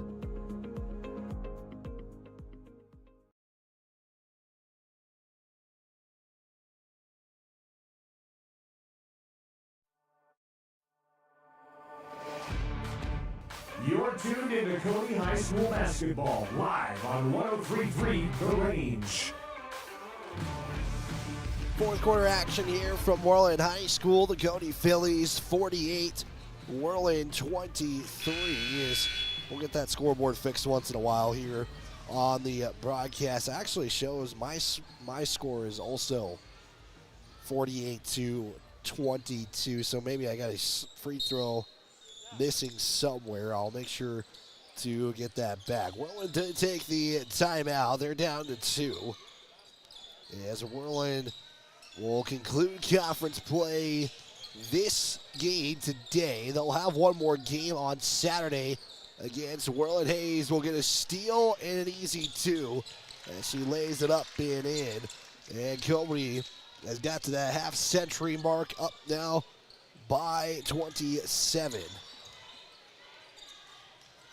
We'll make sure we get that points there here shortly. There's a foul for Cody. And Agana going to check in for Radakovic. Agana trying to rush her way in. Hayes will pick up her 4th personal foul. Radakovic checks out for Agana. 6:07 left to play. Worland will inbound it. It's Waffenden. We'll pick it up, give it off now to Whitlock. Whitlock bounce pass it inside as Hayes saw that all the way. And we'll get the steal. Talich quickly over the midcourt stripe. Looks to take it all the way. Nice step and score. That timeout taken. It looks like Worland has a timeout, an injury timeout. And by process of elimination, I believe that is Whitlock who is the injured player. That is the case. It is Whitlock who is the injured player. She'll be helped off the court, and hopefully she is all right and looks to be in good spirits as she's talking with head coach Mortimer, and they're both laughing it off, it looks like, and hopefully, again, she is all right. So it wasn't a timeout by Worland. It was an official timeout. 52-23 on the Pinnacle Bank scoreboard. Worland is going to get the basketball back with 5:50 left to play. Navarro over the midcourt stripe. We'll make our way to the right side. Here's the give now to, we're looking for Ray, but somebody will have a bounce off her foot. So Worland will just re-inbound it here. Waffenden getting the inbound. She'll make her way to the right side. Simone matched up with her defensively. Give inside now for Richardson. And Robertson for the shot, no good. Agadaw trying to throw it off the foot. Basically gives Robertson a free score and an easy bucket for 2. The lead is cut down to 27 here at Worland Gymnasium. Cody holding on as Talich will turn it over. Then a foul, and I believe Boudry is the one who picks up the foul. That is the case. That'll be her 3rd. So Cody holds on here. They'll be 16-4 on the season. And I lied. That Powell game is not over yet. It's 45-20. So I'm providing updates for Powell games. If you're looking for that game, it's on KPOW 1260. But if you're here to tune in for Cody, I'm not asking you to leave. As Mackenzie Ray knocks in a 3 for the Lady Warriors. That is just their 2nd 3 on the night. Cody has only made 1. Simone looks, give it to Talich. Talich long pass over to Hayes. Gives it to Boudry, almost loses it back to Talich.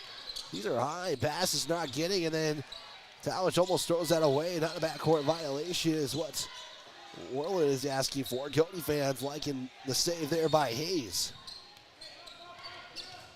Hayes goes from right to left, puts up a shot. That was no good. She gets her own rebound, though. Back to Boudry, over to Hayes, or to Talich on the right side. Long pass to Hayes on the left. Hayes to Boudry at the top. She'll try and drive in now. Back to Talich. Looks for Agadaw on the inside. Simone picks it up and passing just a little bit off today by the Cody Phillies. And there'll be a foul on Worland. They're going to get Mackenzie Ray for her 3rd. So that will put Sydney Simone at the line. They're going to say it was on the shot. Yeah, we will get some substitutions here after the first free throw by Cindy Simone. First one's up, and it is good. For all your physical and occupational needs, Canyon Therapy is the place to be. They're located on Yellowstone Avenue. Also, for a place for all your Takahouchi equipment needs, Whitworth Tractor has your next construction machine. Visit them located near Mentok Park. Simone goes 2 for 2 at the line and makes it now 54-27. So they're going to say that 3 from Ray was actually a 2. And Worland will keep the basketball after it goes out of bounds. Again, boys game coming up next. We'll have a quick breadboard sub shop post-game show. We'll recap the game and get right into the build-up, the tip-off for the boys. Richardson has it, looking to find somebody as Moss will come up with the basketball as Hayes is going to quickly get it over to Simone. 3 from the left side is good. That is her shot on that left side. And not all the way on the corner, but enough to the left to get the score. And Cody now up by 30 with 3:21 left to go. Cody getting another turnover. Hayes all the way for 2. It's good. Hayes with 24 on the night. 3:05 left to play. Cody is up by 32 on the Pinnacle Bay scoreboard. And for some reason, Worland now is back down to 27. So trying to figure out when the world is going on with my stat sheet and everything. 2:59 left to play as Boudry is going to come in. Hayes has fouled out of the game. With under 3 minutes left to play, she fouls out with 24 points in the contest. First free throw for Navarro is no good. And we'll get one more free throw here. Navarro, final free throw is up, and it's no good. Simone with the rebound, and she'll bring it up now for Cody with Hayes out of this contest with 5 fouls. Boudry back to Simone at the top. There's a give now to Moss. Moss back to Boudry. She has a lane in the paint. The shot is blocked there by Richardson. Cody is able to get it back for another opportunity. Moss is looking for Simone. That's a turnover. And Cody and Worland have turn it over a lot, and then you're going to get a foul on the Phillies. The bucket is going to count, maybe. We'll see here. Yeah, they're going to count the buckets. Then you're going to get a foul on Cody. Not sure who you're going to give the foul to. They're going to give it off to Reagan Moss as the three-point play by Navarro is no good. And Cody has it back, so it's a 30-point game. Morager looks back out. Boudry swing it over to Simone. She'll drive into the paint. Kick out back to Morager. Moss on the right corner, pass inside to Ogdaz. That zone defense shows back to Moss. Moss pull it up. She'll have some contact, but they're going to say the shot was blocked and no contact foul called. Cody has no fouls to give either in this contest as Ray has it back. Final 150 left in this contest. Shot left short as Glanz will step out of bounds. And Cody gets the basketball back. Aubrey George, Sofia Radakovic back in for the Phillies as Simone and Agnall will check out. Final 145 here is Cody is going to improve to 16-4 on the season with one more regular season game tomorrow with regionals and postseason basketball starting next week. Foul tomorrow at 5:30 at Schweitzer Gymnasium. Senior night, the Phillies only with one. It's number 15, Sofia Radakovic. So there's going to be a foul on Worland. Ray picks up her fourth.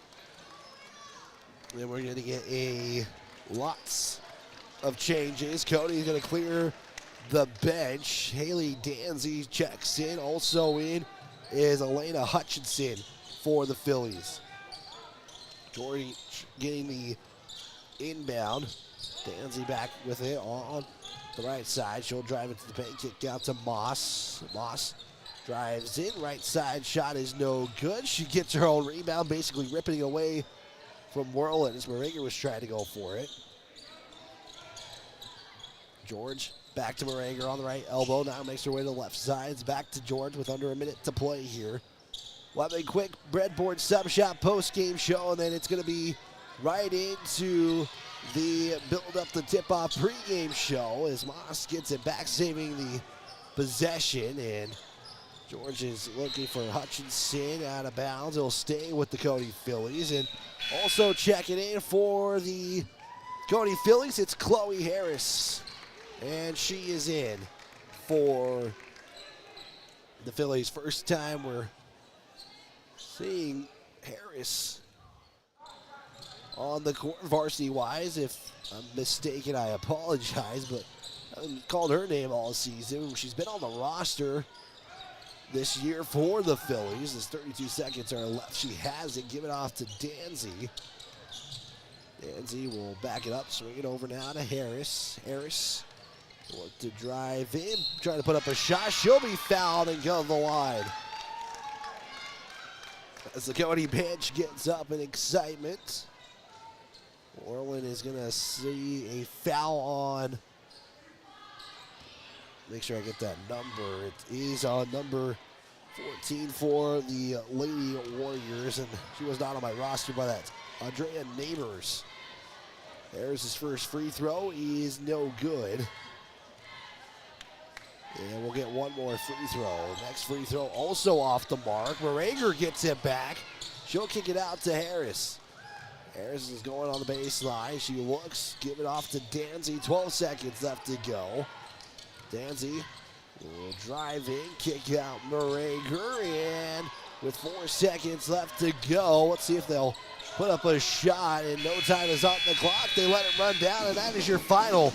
Cody on your Pinnacle Bank scoreboard wins this one 59-29. We'll step aside for a 3-minute timeout and have your breadboard sub shot post-game show next. This is Cody Phillies basketball on 103.3 The Range, a Heart Mountain Broadcasting Station. We're back in 3 minutes. Distracted driving is dangerous, but some people just can't seem to help themselves. There's the steering wheel propper, the sneak a peeker, the fast roller, the night lighter. And it's not long until they become the fender benderer, the got a ticketer, The veering off the road. The driver who kills someone. Enough with the phones already. Just put them down. Coach Wagner and the Phillies and Coach McCartan and the Bronx have been really fun to watch this year. Yes, the Bronx and Phillies, they really have it all together. They sure do. Speaking of having it all together, insuring your home, cars, and life insurance together with My State Farm Agency is the best way to bundle and save. We can customize your coverage and make insurance seem easy. Good luck, Bronx and Phillies. Check with Jen Talich's State Farm Agency to get your insurance all together. Thanks for the opportunity to earn your business. Like a good neighbor, State Farm is there. With over 40 years of combined experience, Park County Glass can handle all of your auto and residential glass needs. Serving the Bighorn Basin since 1982 with quality you can depend on and service from the heart. Stop in or call your auto glass specialist at 307-587-9303. That's Park County Glass at 307-587-9303. Hey guys, this is Zach Haskell with Haskell Furniture and Flooring.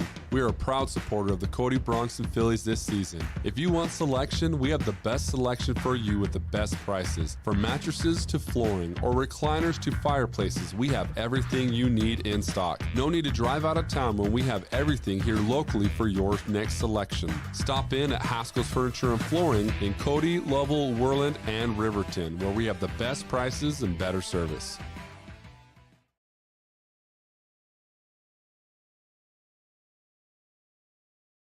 When life slows you down, Canyon Therapy in Cody helps you get back on your feet. Whether you're recovering from an injury, managing pain, or working to regain strength and mobility, Canyon Therapy offers expert physical and occupational therapy service tailored to you. Our experienced team works with you one-on-one to create a personalized treatment plan, helping you to move better and live more comfortably. We treat people, not just conditions, in a caring and supportive environment. Canyon Therapy is a proud supporter of the Cody Bronx and Cody Phillies. Get back to the life you love with Canyon Therapy. Visit CanyonTherapy.com or call today to schedule your next appointment.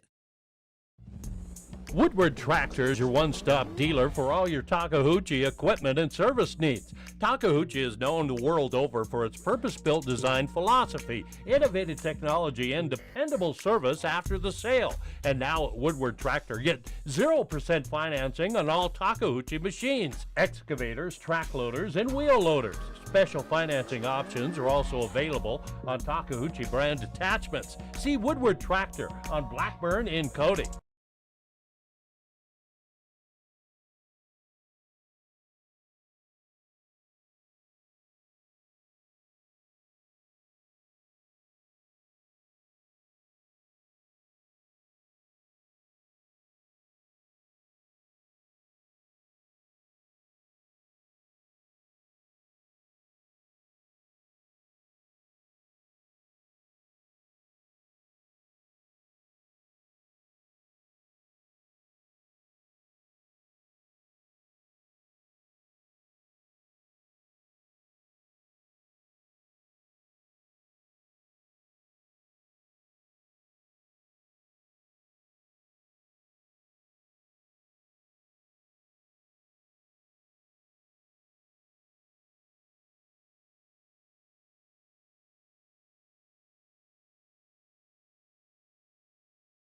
Quick here, and we apologize for our video audience. Just real quick recapping. Ellie Talich, our player of the game, as Cody wins this one 59-29. Let's get into the boys contest now with 6:34 left to go in this one. We're going to go into that pregame interview right now that I got up with head coach Jay McCartan. It's time for the pregame interview. Let's send it to Wyatt Barichka standing by with head coach Jay McCartan. It's 103.3 The Range. I'm here with head coach Jay McCartan of the Cody Bronx. Coach, first off, Saturday, pretty good game as far as if you're a viewer. I mean, it was pretty close all the way until pretty much the end of it when you guys pulled away. Just kind of recap Buffalo a little bit. What were some of the key takeaways in that contest? Well, yeah, Buffalo's a good team. They shot it really well, and I think, when you go on the road and you play somebody at home, kind of like I expect this week, you shoot better at home typically. So they had some guys make some shots. I think they ended up with 9 threes, and That's you shoot it that well, you're going to be in the game regardless of who you play. So I thought our guys did a really good job doing, staying close, staying tight, and then in the fourth quarter we made some defensive changes and caused them some problems, and we were able to pull away. I think we held them to 2 points in the fourth quarter, and it was a good defensive effort in that quarter. I thought, flip side of the coin, I thought we turned the ball over way too many times. We've been averaging them. Gosh, I think in the last 6 games we were averaging 7 turnovers. We had 17. Well, that makes it much more challenging to win on the road. But I'm proud of the guys. They found a way to pull it out in the end and did a good job. So I'm very proud of them. You mentioned playing those full 32 minutes, Coach, in the post game last week. What was maybe kind of your message to your team entering this week, knowing that? Wednesday is the final practice for the regular season, and then you got 2 games and postseason's right around the corner. Well, yeah, you'd think at this point in the season we're going to be in good enough shape, and I think we are, to withstand and play 32 full minutes of basketball offensively, defensively, and in transition. Then you throw in, the 2 guys that are kind of coming off the IR. They're not in basketball shape yet. However, they're going to get their opportunity to get in the game and play in both of these games, I'm hoping. And, with that, we're going to, that just gives us some really, really good length. You throw a 6'4" guy and a 6'5" guy in the lineup, that sure does help your length offensively and defensively. So, we're at that point in the season where we got to continue to build and continue to grow, and the games that we're going to face in the next 3 weeks are going to be grinded out games. Typically, they're low scoring when you get to this late in the season because people kind of take the air out of the ball and they wait for their, the perfect opportunity. And I think with the crew we have, we should score anywhere in the high 50s to mid 60s. And I think defensively, we should be able to hold teams in the, low 50s to mid 40s. So that's kind of our objective and our goals. You mentioned a couple of players coming off IR, Chase Hatch and Joe Arizmendi, they've gotten back on the floor. I know Chase has been back for a couple of weeks practicing. I know Joe's kind of getting back in the swing of things as well. First, as a coach, how nice is it to have those guys back? Because like you mentioned, you got some length now to your squad. Well, it was one of those things that, heading into the season, we didn't know what we were going to have. Chase was out. He was hurt. Thought, okay, we might get him back after Christmas. Then, had some MRIs and thinking, it might be a little bit longer. And then got to the point where I hope he gets back, and we didn't know for sure. So the last 2 weeks have kind of been a blessing in the fact that he's been able to get in and get cleared and get ready to play. Same thing with Joe. He hurt his knee right before we go to Gillette. Thought he was done for the season. He's done a really good job of rehab and getting back where he's ready to play, and he gets an opportunity this week. So it's an awesome feeling to see those 2 seniors get an opportunity to get out on the basketball floor for their final 2 for sure, hopefully 3 weeks of their senior season.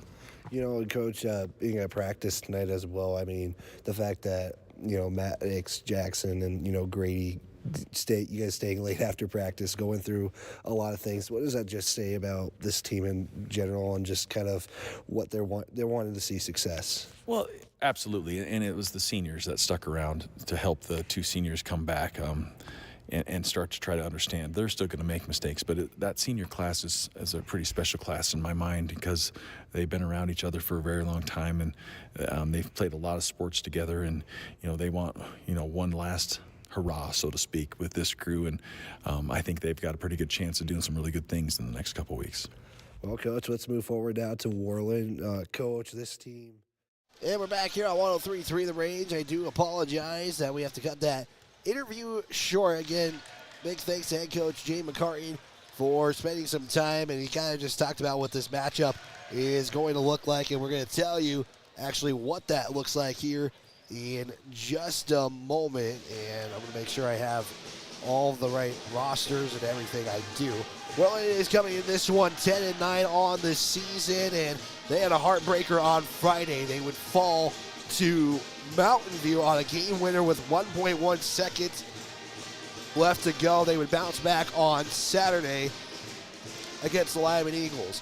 Cody comes to this one 8 games in a row they have won, and the Cody Broncs, they're just trying to do what they can, and they've grinded out some games. I think Coach McCartan has said it best. They have grinded out some hard-fought basketball games, and that is the case.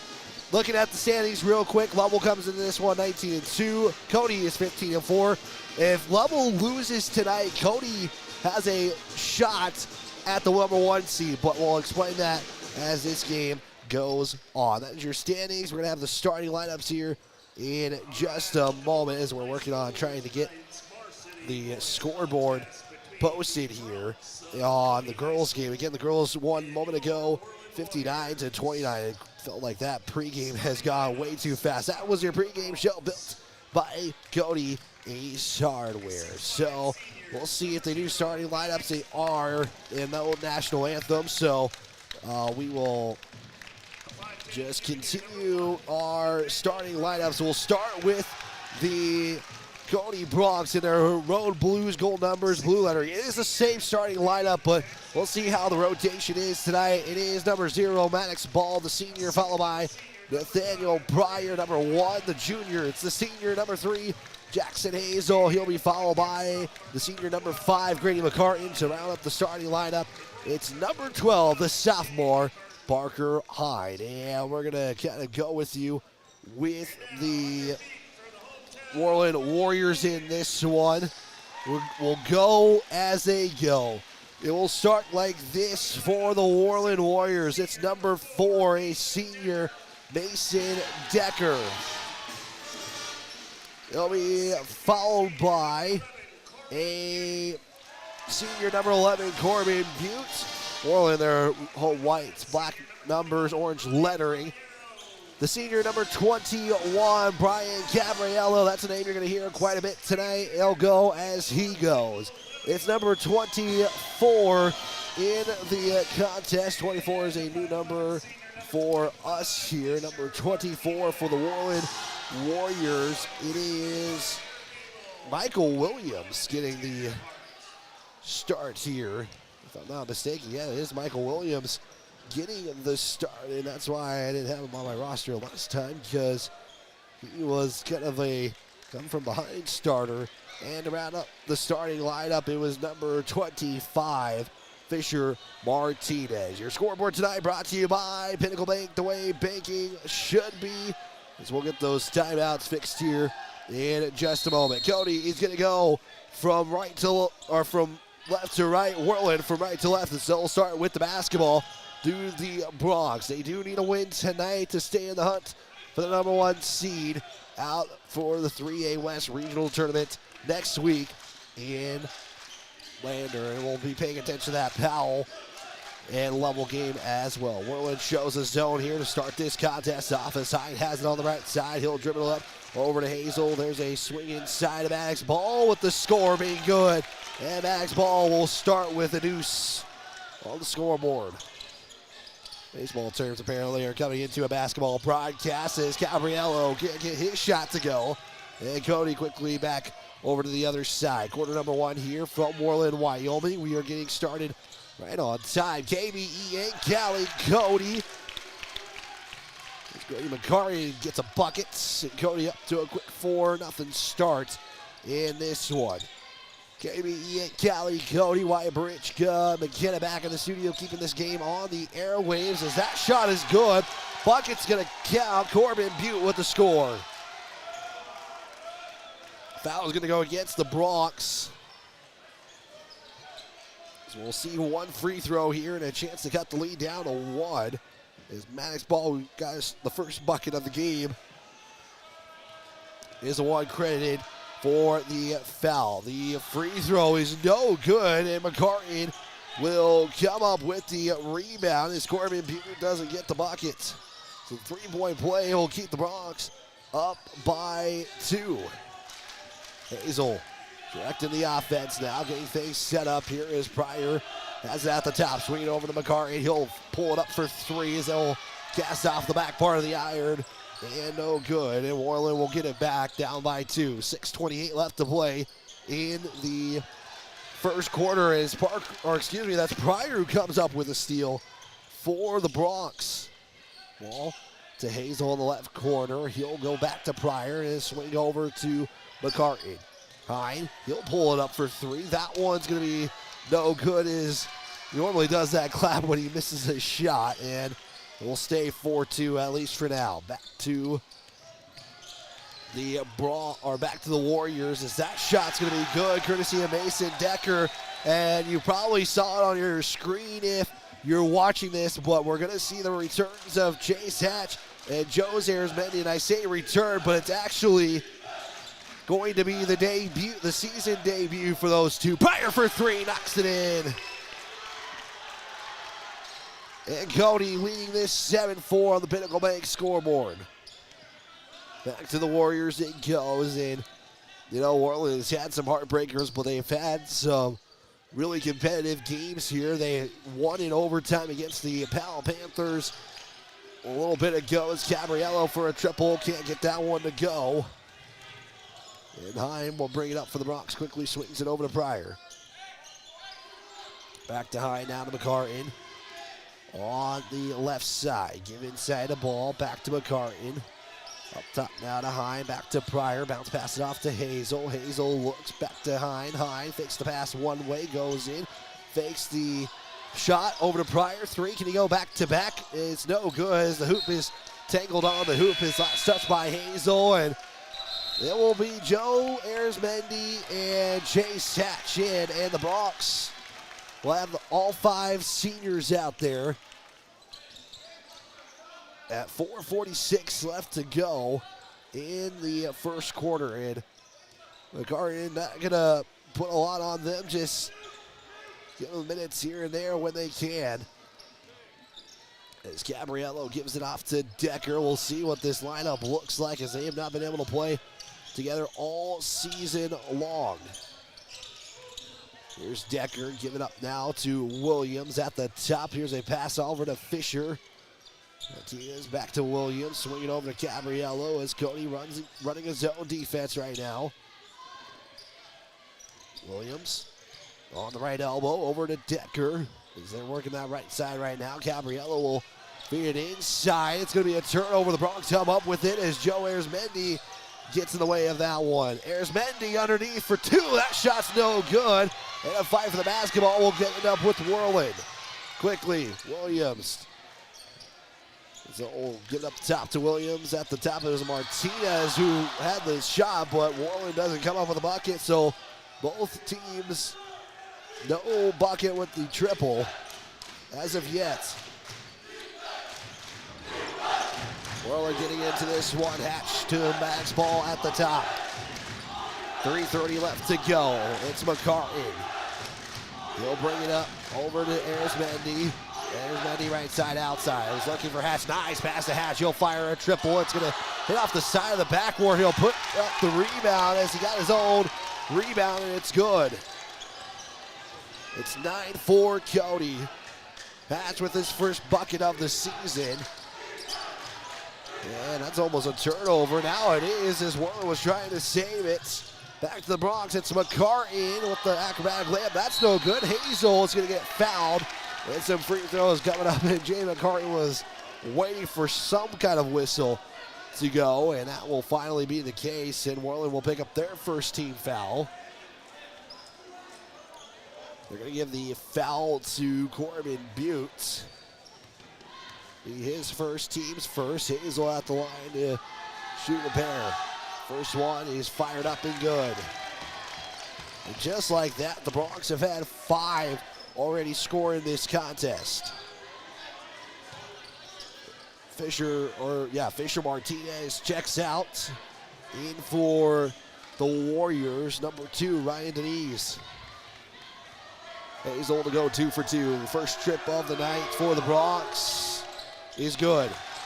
So Jackson Hazel 2 for 2, and Cody goes up by 7.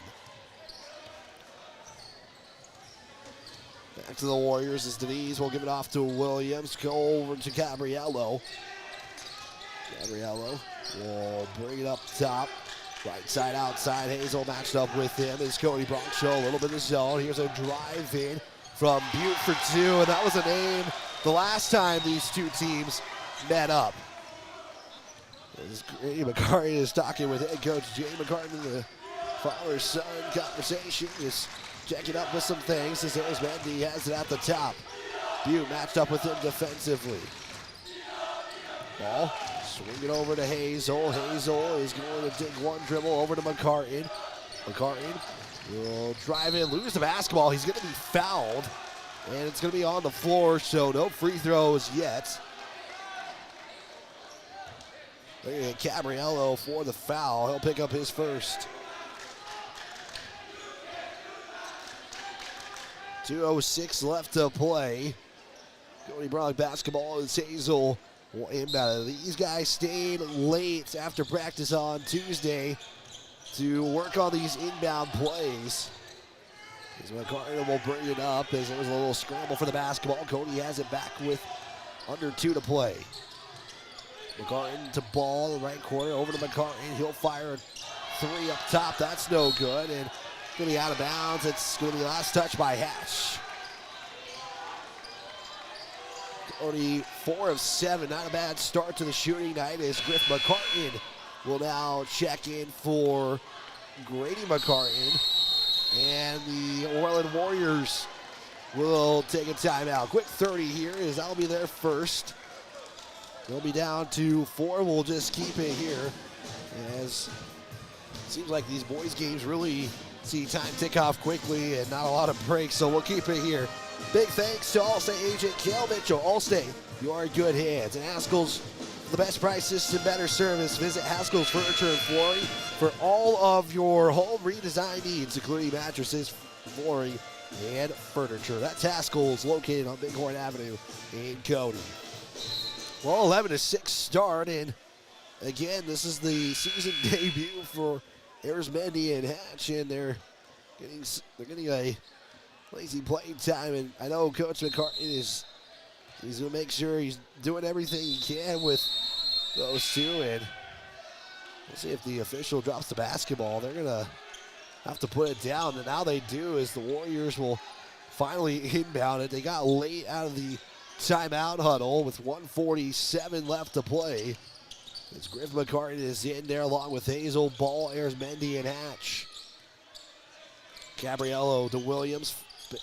3, give it off now to Martinez. Butte, left side baseline. He's dangerous on that baseline drive, as we've seen already in this one. Here's a drive in from Gabriello, deflected there by Arizmendi as he comes up with it over to Ball. Ball trying to go all the way with it. He does. That's the momentum that Cody likes to see, especially on a block shot to an easy bucket. And Max Ball has 4. It's a turnover for the Warriors. I don't unofficially have Cody for a turnover yet in this contest. They've created 4, though, for the Warriors. 1:08 left to play. It is 13-6 on the Pinnacle Bank scoreboard. Griff McCartan now has it. He's going to fire a deep 3. Got it. Griff McCartan with a deep 3. We know he can do those, and he had all the room he needed. There's that shot, no good by the Warriors, and Parker Hine, who is back in, is going to push the base over to Griff McCartan. How about another? That one's no good. Hine, rebound, pump fake, loses the basketball. It's out of bounds, and it's going to stay with the Warriors.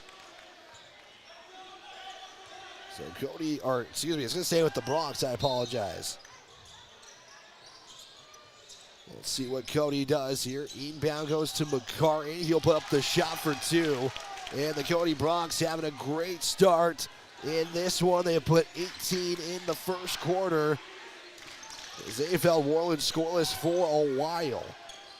Gabriello will bring it up to the top. Here's Martinez back over to Gabriello. Swinging out to Martinez on the left corner, and the 3 is good. And that is Fisher Martinez, his first bucket of the contest. 4 seconds left to go. McCartan over the midcourt. He'll fire at the buzzer. It's off the glass. Ain't no good. We have played 1 here from Worland High School, and Cody double what Worland has right now. It's 18-9 after 1 quarter of play. We'll step aside. 30-second timeout on 103.3 The Range. Allstate agent Cale Mitchell is a proud supporter of Cody High School sports. At Allstate, you can bundle your home and auto for the lowest premium rates. Gail Mitchell is your local agent and provides great professional customer service to ensure that you got the best affordable coverage needs. Call Allstate agent Gail Mitchell at 307-527-6447. That's 307-527-6447. Allstate, you're in good hands.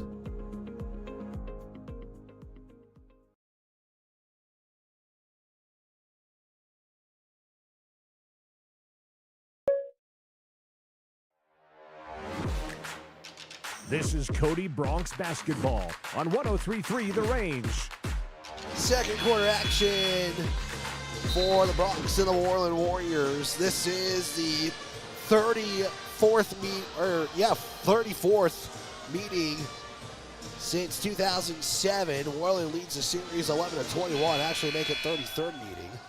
Cody won the last contest this season at 63-51. They knew Worland was not going to give up from the start, and that's why the score was that way. Is Worland will fight till the very end. They showed it with a lot of these games this season. They've won some, they've lost some heartbreakers, as Cody will have the starting five out there for the seniors, including Chase Hatch, Ayers Mendy, McCartan, Ball, and Hazel. Up top now for the Warriors. Back over is into the ball game as Gunnar Mascaro in. Here is a shot for Decker for two. And off the mark. Hazel quickly, Hatch on the baseline. Give it over to McCartan. Nice save as McCartan will give it off now to Ball. And then he out of bounds. A charge call is made. And Max Ball is going to come out. And there's Mendy is going to check out. And we'll see what happened. And hopefully he's okay. Ayers Mendy's the one who will go to the bench. We'll see if it's just a quick rest or not. 7:21 left to play. As Pryor is going to also check in for Ball, as Ball picked up his second personal foul on the offensive side. 7:15 left to play. It is up top for Decker, and they'll lose that as Mascaro. And the Warriors will turn it over for the fourth time. 7:09 as we near a minute in the second quarter here, as well, trying to bring some full court pressure. There's a takeaway. It's Martinez. 3-on-2, but the Bronx closing quickly, and checking in is Daniel Lopez. For the first time, he couldn't get the shot to go. It was last touch by Lopez, and the Bronx will have the basketball. With 6:50 left to play here in the second quarter. Cody right now has not scored yet, neither has Worland. And getting the foul there is Gunnar Mascaro. He'll pick up his first. It is the team's first of the quarter. Worland student section. Again, the Bronx JV team, they always are trying to get into these games and kind of trying to offset the opposing student section. And I'll just say they haven't done too shabby here on the last few games. And that's going to be a foul. McCartan is falling to the ground was Mascaro. McCartan picks up his first, team's second of the quarter.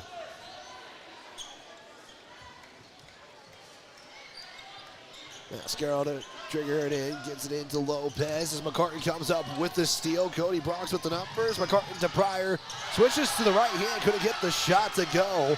And the layup is off the mark for the Bronx, and we are still scoreless in the second quarter here at Worland High School. Martinez giving it inside now for Decker for two. That one's no good. Lopez, though, with the rebound. Here's a three from Martinez. That one's no good either. And finally, out of bounds, last touch by Parker Hyde. We'll stay with Worland. Griff McCartan is in now, with 5:55 left to play. 18-9 on the Pinnacle Bank scoreboard. We are still scoreless in the second quarter. Gabriella will inbound it. Also in for the Warriors was Cannon. The Bronx come up with the basketball. It's Griff McCartan. He will be fouled, and the foul will occur on the floor. We're going to give the foul to Gunnar Mascaro. He'll pick up his second. It's his second of the quarter. And Martinez, who just checked out, comes right back in for the Warriors. Hazel to inbound McCartan, wide open, but underneath is a foul. As Griff McCartan picks up the foul, and that will eliminate the score that Cody would have had. That was wide open. Underneath the bucket was Grady, and Hazel saw that all the way. But in the end, no points come out of it. Gannon to Williams for three. It's good. Williams breaks the goose egg for the quarter. The Bronx up now by 6. Grady back to McCartan. As Parker Hine has it. Grady pump fake, he'll drive in, looks to give it off now to Hazel. Shot is up, he'll be fouled and go to the line, and he's going to have 2 from the charity stripe. Williams picks up the foul after making the 3. Cody's looking for their first points of the quarter. 5:11 to play in the second quarter. Hazel sets, fires, makes the first. This broadcast brought to you by Pinnacle Bank. They're not just a bank, they're Wyoming in a bank. Pinnacle Bank, the way banking should be. Hazel's points tonight have come all from the free throw line. And he's the only one who's been at the line for Cody. He's looking to make it 4 for 4. 5:11 after the free throw. It's going to be no good. And ending up with it was Williams, who throws it into the stands. And it's going to stay with Cody. Somehow goes all the way to the scores table. Brady is going to inbound it all the way to the other side for Hazel. McCarty will get it back in the midcourt circle, going left to right for the Bronx and the Road Blues. Hazel to McCartan. He'll look to drive in, splits the lane, can't get that layup to go either. Quickly over is Worland. It is Martinez, and Martinez is slow to get up.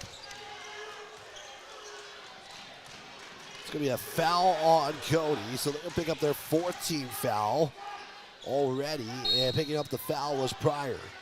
Gabriello to inbound. McCartan standing in front, gives it to Williams. 3 to cut the lead down more. That one is off the mark, that triple, and Hatch is the one who comes up with it.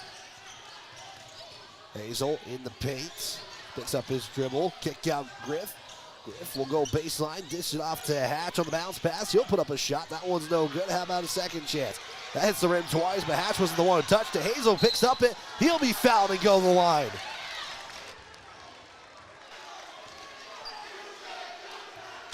Hazel is going to go to the line for a 3rd time. They're going to get Corbin Butte for the foul. And now both teams without a foul to give. And there could be bonus basketball for quite some time in the second quarter. 4:24 left to play. Hazel is at the line to shoot the first free throw. That's going to hit the back iron. And no good. This broadcast is brought to you by Park County Glass, serving locally for over 30 years. That is Park County Glass, located in Cody. Hazel for the final one, trying to snap a 2-miss free throw streak. He does with that one, and it's now an 8-point lead. 4:20 left to go. It is 20-12 in favor of the Cody Bronx here. That is Cannon now at the top. It's Cody shows more zone. Williams, long pass back over to Cannon. Cannon to Gabriello. Gabriello swinging over to Martinez on the left side, inside of Gabriello in the paint. He'll take one dribble over now to Butte. He'll drive that baseline again. He is dangerous from there. There's contact and a foul. Chase Hatch will pick up the personal foul, and I'll put Worland in the bonus for the foul. 3:55. First trip to the line as far as 2 free throws. So Worland's already shot once. They missed. That was Butte who was at the line. He'll make the first. Cut the lead down to 7. Get one more free throw here from Butte, looking to go perfect from the line. That one in and out. Cannon with the rebound, though. As coming up with it is Martinez. Cannon back with it as Williams was almost gliding there, but Worland saves the possession. 3:42 left to play. Martinez will swing it over to Cannon on the right side outside. Cody still showing zone with 3:33 left to go. Butte turns it over. Bronx come up with the basketball. Hazel, who gets the turnover, trying to push the pace. Kick out McCartan at the top. Trifecta is no good. 5 for the rebound. Hazel, 1 dribble, and there's a stepped out of bounds. Got the rebound, but they won't say no for Hazel. 3:18 left to go as we just passed a moment ago. Martinez right side outside. He'll give it off now to Williams near the midcourt circle with 3:08 left to play. Gabriello, left side, drive, contact, kick out. Martinez, 3, hits the right iron, no good. And wow, it's Cannon will fall to the ground. And Chase Hatch is not happy about that call. Hatch just picked up his second. Parker Hine gonna get set to check in. And at the line is Cannon. That was, again, the 16th foul. So Worland in the bonus from here on out. First free throw hits the back iron and no good. Cannon just the second Warrior at the line tonight. Hatch will check out. Final free throw, good. Worland just chopping into the lead. 20-14 on that Pinnacle Bank scoreboard. Cody with only 2 points in the quarter so far as well. Griff gives it off down to Pryor. There's a swing to Hazel on the left side. He thought about a 3, looks to feed it inside to Griff. He'll get it. The basketball back though is Hazel. Pass over to McCartan. Bounce pass it to Pryor. Pryor right side, back to McCartan. As Worland showing zone as well. Both teams are showing zone. Griff McCartan 3 is going to be too much on the shot. Both teams tough shooting so far as well. Similar to the girls game. Cody though 7 of 15 while Worland sitting at 5 for 12. 2:15 left to play. Warriors under head coach Aaron Abel, who has built a winning program here in Worland. When you thought things might have started to go down, they went back to state the following year after they defeated Lyman a couple of years ago. There's a stake, or no, that was almost taken away by the Bronx, but putting it up for 2 is Corbin Butte. The Warriors have outscored the Bronx 7-2 in the second quarter. Coach McCartan said these games were going to be grind out games for the next 3 weeks. Griff McCartan 3, count it as he responds. Finally, Cody with a bucket from the field, not at the line. And then as soon as I say that, it's Corbin Gabriello for 2. And we're back to a 5-point lead. 75 seconds left to go in the first half. Kiel Sanitation report coming up in a little bit. Griff McCartan, how about another one? Can't get that one to go either. If he's open, he's going to fire it. And the Bronx know that. I mean, he can make those. It's not like he keeps missing them. And he'll be fouled, Corbin Butte, as Griff McCartan picks up the foul. And it's going to send Corbin Butte back to the line. And a chance to cut this to a 2-point game with under a minute left to play. As Coach Jay McCartan is talking with one of the officials, Griff McCartan picks up his seconds. Butte for the 3-point play, count it. We're under 50 seconds here, 53 to be exact. Grady, kick out, Pryor. Pryor will float it from the paint. He'll leave that short. And Worland has a chance to tie it or take the lead with a 3. Butte spins the paint, loses it. It'll be a turnover. Had a good look, just lost the basketball while he was driving in. 37.1 seconds left to go. Stoppage for a moment as Pryor was going to go to inbound it, but they backed off and full court pressure was Worland. Grady, he'll lose the basketball this time. That'll be turnover number 3 for Cody. And we got 25 seconds left to play in the second quarter. It's Gabriello way up top where you can't see him on the screen. Down to Martinez, looks to feed inside of you. It's taken away by Hazel. Hazel with 10 seconds left to go. He'll go back to the line and shoot free throws. And getting the foul was Fisher Martinez. Trent Bauer is going to check in. Hazel is going to go to the line and shoot 2 free throws. 10.7 left to go as Hazel 3 dribbles, sets, eyes it, fires it, knocks it in. Trent Bauer going to come in for Griff McCarty, and Cody extends the lead up down to 3. Got one more free throw here coming in. It is Gunnar Mascaro. Final free throw. Hazel. 3 dribbles. Sets. Fires. That one's in and out. It's last touch by Grady McCarty as he pokes it out there with 9.6 left to play. And Cody Bronx are going to bring some full court pressure here to not allow Worland to have a decent look at it, to say the least.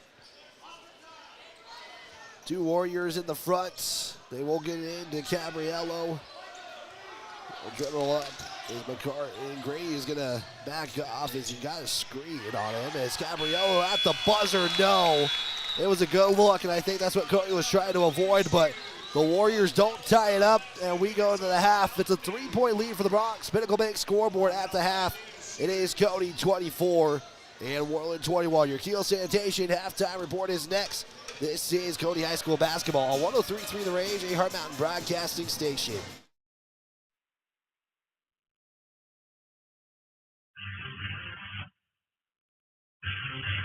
Since 1982, Kiel Sanitation has been the trusted leader in sanitation services throughout the Bighorn Basin.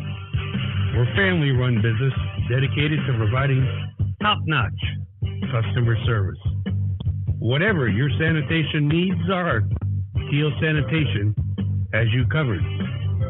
We offer a comprehensive range of residential and commercial trash collection options featuring a variety of containers. Our roll-off containers range from 10 to 40 cubic yards.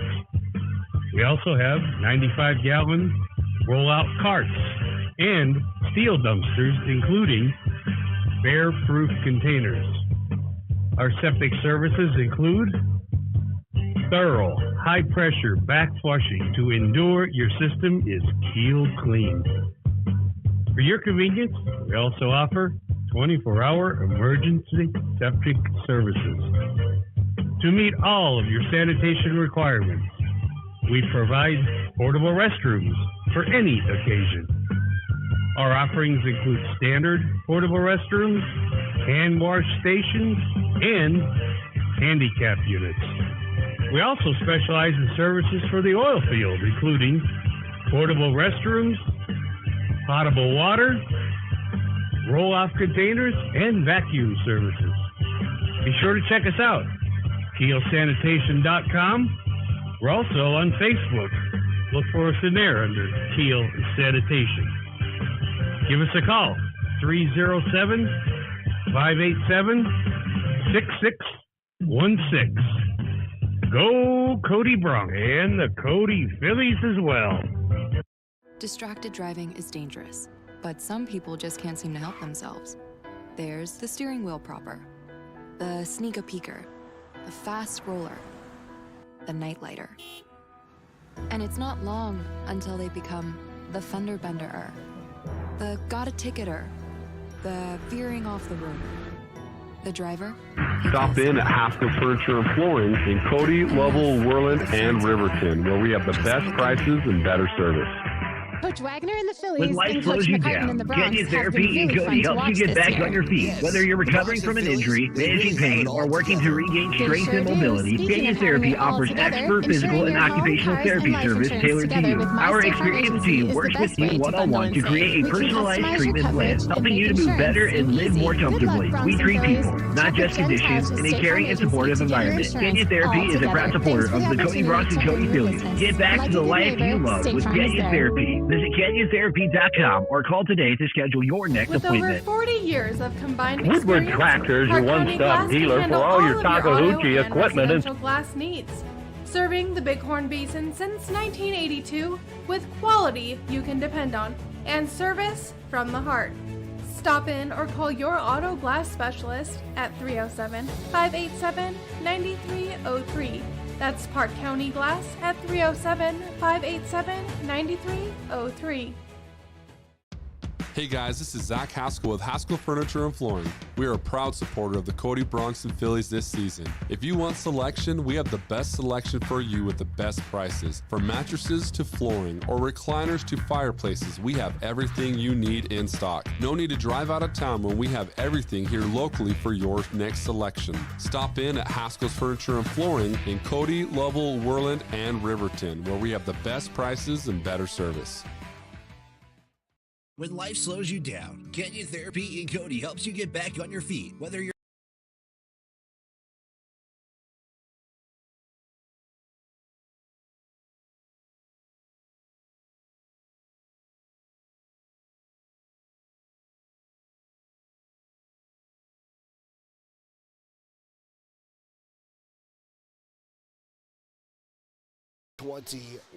This is your Keel Sanitation halftime report. It is the Bighorn Basin's first choice for their sanitation needs. Make sure you check them out at keelsanitation.com. The Warriors outscored Cody 12-6 in the second quarter. It was a tough shooting second quarter for Cody. Only one bucket from the field in the second quarter. Cody did outscore the Warriors, though, 18-9 in the first quarter. 0 lead changes, 1 tie so far. And right now, the Bronx shooting 8 of 18 from the field, 3 of 9 from three-point land, and unofficially 5 of 8 from the Cherry Stripe. Again, all stats are unofficial. For the Worland Warriors, they would go 8 of 15 from the field unofficially, 2 of 5 from three-point land, 3 of 6 from the free throw line as well. Worland I have for 8 turnovers, Cody with just 3 in the contest so far. We'll take another timeout, take a 90-second. We'll get individual numbers and some updates around the state, especially in 3A in one particular game we are looking out for in this one. Again, your Pinnacle Bank scoreboard at the Keel Sanitation halftime.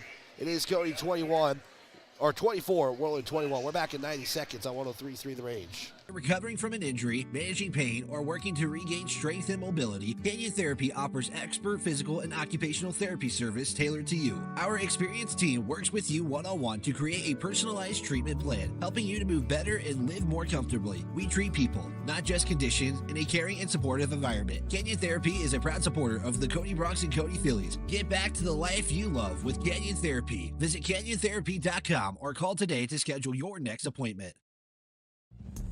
Woodward Tractors, your one-stop dealer for all your Takahouchi equipment and service needs. Takahouchi is known the world over for its purpose-built design philosophy, innovative technology, and dependable service after the sale.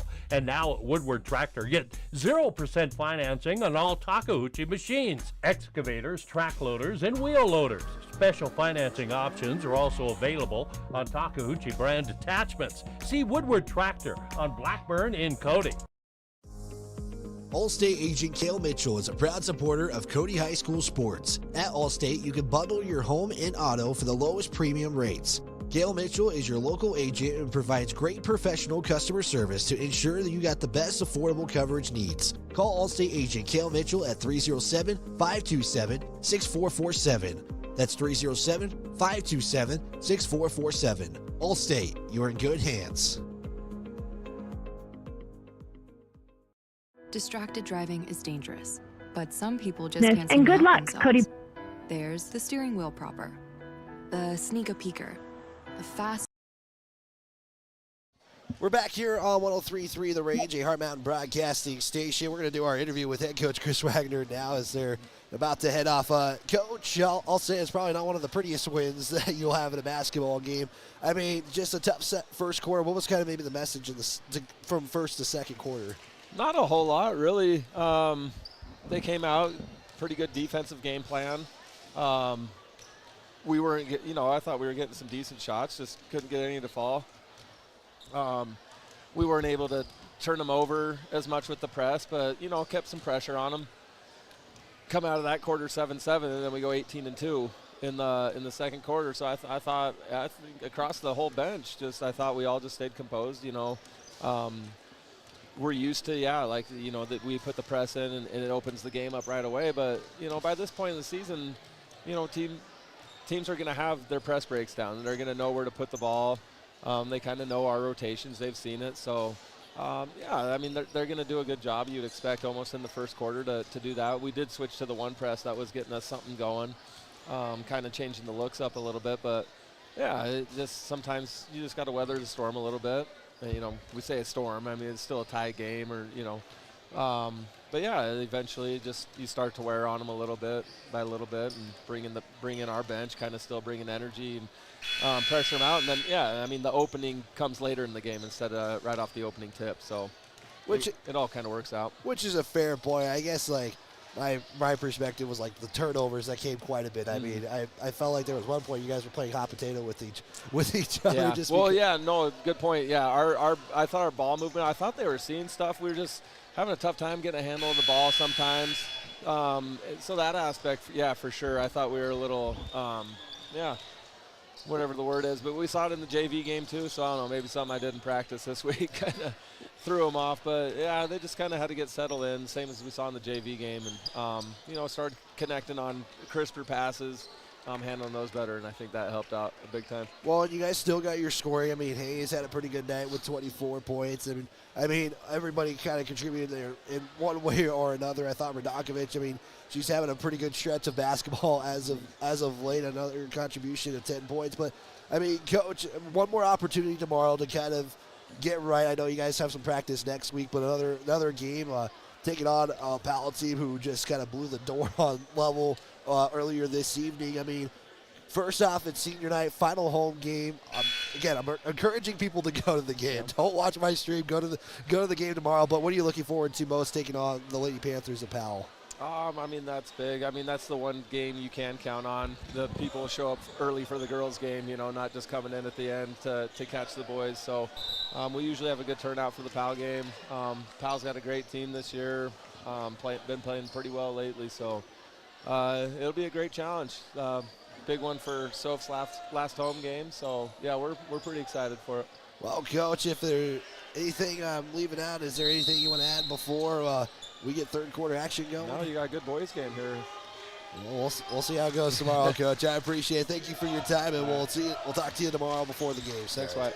Head Coach Chris Wagner of this one. The Cody Phillies getting a win, and just kind of recapping maybe what happened later in the game, and and that's why I kind of said it maybe wasn't the prettiest games to start because of all those turnovers and things late. But I thought Cody after that first quarter definitely went out quickly. Max Ball does come out of the half and will go to the line and shoot 2 free throws as he will miss the first. Again, Cody, a tough second quarter in this contest, as right now scoring led right now by Griff McCartan with 6. Ball is trying to at least make it point number 5 for him. He does.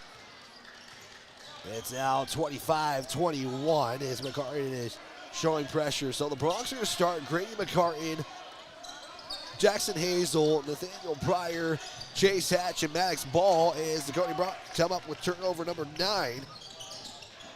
Hatch gives it up to McCartan, kicked out Pryor. Not about a 3 now. He'll go into the paint. Jump, stop, spin out, kick out McCartan. Ball to the right corner. He'll drive in, lay it up off the right side, and in as well. So Ball's got a quick 3 points to start the second half as well. We'll check on the status as Worland will take a timeout. I say checking the status of Joe Ayers-Mendy And the reason why I said that, he looked like he got some contact and he was slow to get up, but we will check here in just a moment. So we'll get our radio folks back on the range here in just a moment. Timeout taken by Worland. It was a quick start for the Bronx. The Warriors will spend a timeout. They're down to 3. 27-21 your score on the Pinnacle Bank scoreboard. A big thanks to our sponsors who make this possible, including State Farm agent Jen Talich. State Farm agent Jen Talich will build the best insurance plan for you. Visit Jen Talich on Sheridan Avenue. Like a good neighbor, State Farm is there. So timeout was taken by the Warriors. And we're just a little under a minute into the third quarter as they do beat that. A little bit of a press. Hazel with the steal. He's all by himself. He's trying to take it in and puts it down. Jackson Hazel with the dunk. Something we haven't seen from him this season. And we're going to get a whistle, the officials conferring. I think there's going to be a foul on Jackson Hazel. And I think he would not be, I don't think he minds that, but wow, what a dunk. Matty Boudry making sure we got the dunk there. 6:46 left to go in the third quarter. Wow, that might have just been the play of the game there, at least up to this point. Here's a drive in from Gabriello. Somehow saving it was Decker. Williams, drive in, hand off to Martinez. Right side, gives it up to Decker. Decker tries to put it up for 2. He gets it to go. As Mason Decker with the score. Worland cuts it down to 6. Back to the Bronx this time. McCartan to Hazel. It is Pryor inside a Hatch. Pump fake back to Pryor on the left side. Hazel looks, swinging to Pryor. Pryor again. He'll take one dribble, pull up 3, got it to go. And the Bronx with a response in the start the second half after only scoring 1 bucket from the field and 6 points total in the second. Decker's on the left elbow. He goes in the paint, back out now to Williams. Williams drives in, puts up a shot on the left side and gets it to drop. Trading buckets now are the two squads on the court. And said I would provide an update in the level Powell game right now. It's been all level so far. In that contest, they were leading 48-20 at one point. We'll provide an update when we can here shortly. Hazel to ball for 2 is good.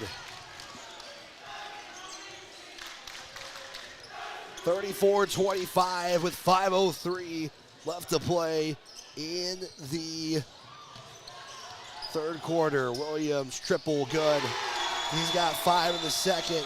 He's got the last 5 for the Warriors. 34-28.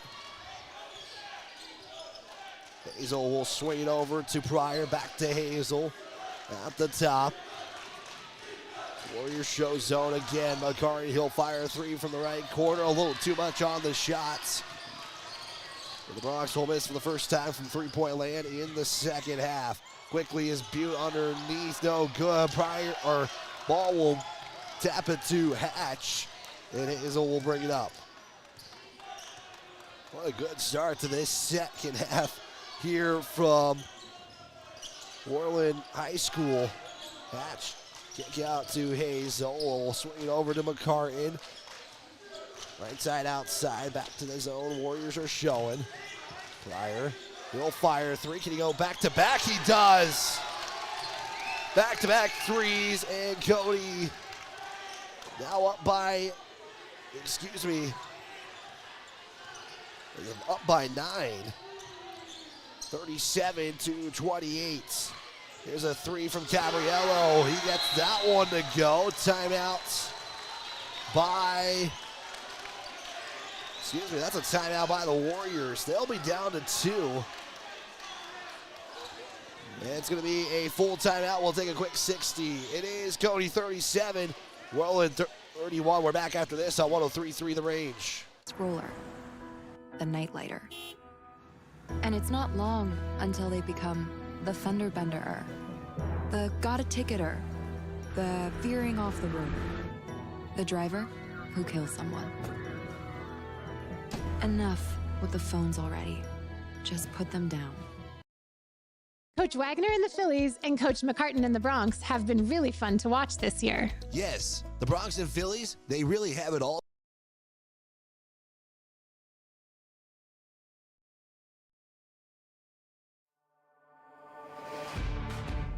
You're tuned into Cody High School basketball, live on 103.3 The Range. Second half here from Worland High School. It is currently now 7:49 here at Worland as the Cody Bronx looking to hold on and at least give themselves a chance if Powell was to come back and defeat the Lovell Bulldogs. Right now, Lovell leads 35-22. Third quarter getting underway as the Bronx will have the basketball. Worland down to 2 timeouts. Cody has held on to all there so far. Hazel, little high pass from McCarty. Back to Hazel as they'll give it inside the ball. Kick out Pryor. Can go 3 in a row. Can't get the heat check. McCarty rebound to a ball. Couple of Warriors collide with each other. Not hard, but enough for ball to get enough for the score.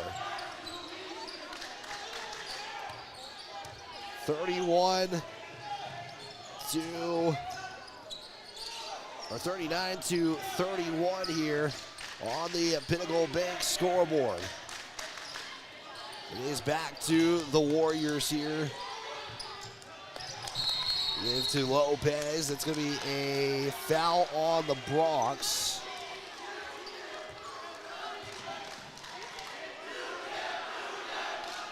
We're going to have a foul on Chase Satchel. He picks up his third. So we got some difficulties apparently going on around here. Back to the Warriors as Max Ball will come up with a steal. That is turnover number 10. Pryor now. He'll push the pace. Hand off to Maddox. Maddox will cross over. He'll get fouled by Mascaro. He'll pick up his third personal. With 2:31 left to play in the third. 39-31 on the Pinnacle Bank scoreboard. Back to the Bronx. They have the basketball back. There's a 3 from Pryor and gonna get back-to-back ones to go there, and we'll get a whistle and a foul, and I think Hatch just picked up his fourth. That's the case as Griff McCartan will check in. We'll not have any timeout, just the substitution. Hatch has to come out with 4 fouls, and he's doing a pretty good job for his first game of the season as well.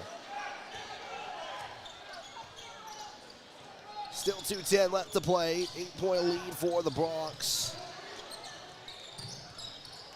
As Worland is doing everything at the moment they can to just hang in there. They've done a pretty good job. If I have it right, I don't think I got the right score in this quarter. Bronx I have for 17 points. That might actually be the case. I'm not 100% sure. We'll get that fixed in just a moment as we'll get a whistle on the floor. 2 free throws coming up. As Grady McCartan is shocked about that call. Mattis Ball will pick up the foul. And yes, 17 points for the Bronx in this third quarter, and I might have lied. Yeah, official's not a big fan of that call. Free throws coming up for Mason Decker. And I think if you can hear it on the crowd mic, I think it's all you need to know. First free throw is good. Fly him up here, not down there. You know, the Stripes haven't had a night where fans have really express their opinions. That's kind of the first time tonight as Decker will miss the second, and I think student section expressing their gratitude about that call. So foul will go on Mascaro. He'll pick up his third. And now we'll have another whistle as Parker Hine will check in. Ball's going to check out, and now they'll flip things around. Pryor back to McCartan as we got nearing 90 seconds left to go in the third quarter as McCartan gives it to Hazel. Hazel loses it, but a foul occurs first. Coach Jared Abel understanding that one as the foul will go on Ryan Denise, who is in for the first time in this half. Hazel to rebound, or Hazel to inbound. Inbound will go to Griff McCartan. Wow, that was a high jump to get the basketball. Pass inside for Parker Hine. And I think Hine saw it late. And it went through his hands, and the Warriors will bring a fresh four in. We'll see who they keep in. I think they're going to keep Denise in. Let's get some fresh legs out there, as Warriors really haven't had a lot of switches in their rotation for a while. 32-39. It's a Cody Brock advantage with 1:12 left to play. Gabriello to Denise, gives it inside of him, who spins the paint and lays it up and in. Buttes with a big night. He's got 12. McCartan back with it. He'll drive in, get a score, a foul first, and free throws coming up. McCartan will be just the third Bronc to the line tonight, as Joshua Sowers is going to check in for the first time in this contest. We're going to give the foul to Denise. He'll pick up his second. Highest scoring quarter by both these two teams, as we have had 28 points scored. The first free throw from McCartan is off the mark. We'll get one more free throw here. McCartan trying to go at least one of two. Yeah, he'll get the second one to drop. It makes it now 40-34 with 50 seconds left to play. There's a swing to Williams. Now it's Cannon, and it's going to be an offensive foul on the Warriors. And I think Denise just picked up his third. He did. He's picked up all three fouls in this quarter, and he's going to stay in with 47 seconds left to go. You know, Western theme over there for the student section. McCartan, right side, trying to get Gabriello to go, but he'll hand it off to Hazel. Hazel between the legs, spins the paint. He'll put up a two that rolls in and out. One of those ones that you think it's going to go in, and just last moment goes out. McCartan almost gets this steal. Fight for the basketball. Gabriello comes up with it. 16 seconds left to play. Williams swinging over to Gabriello at the top. Gets the play called. Williams again on the right side. Hazel matched up man-to-man defense. Gabriello, 4 seconds. McCartan getting a screen. Gabriello at the buzzer. Doesn't get it to go. And that will be the end of three. We got ourselves a pretty good ball game here. It's a 6-point lead for the number one ranked Cody Broncs. At the end of three, Cody 40, Worland 34. We're back after this on 103.3 The Range.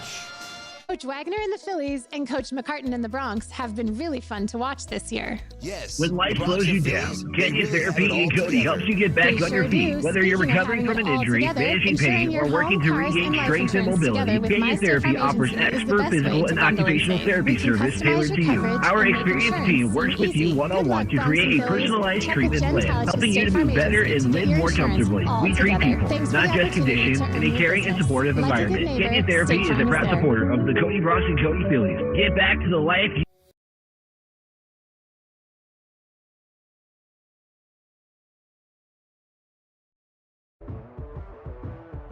The fourth quarter is here. The final 8 minutes start now.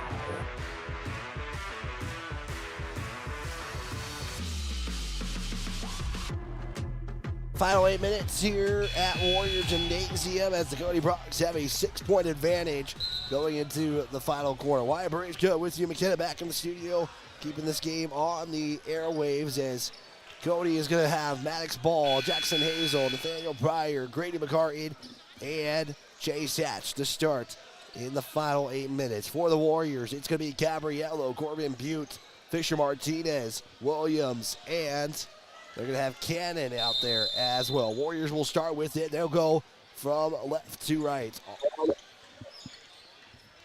Here we go. Warriors staying in it.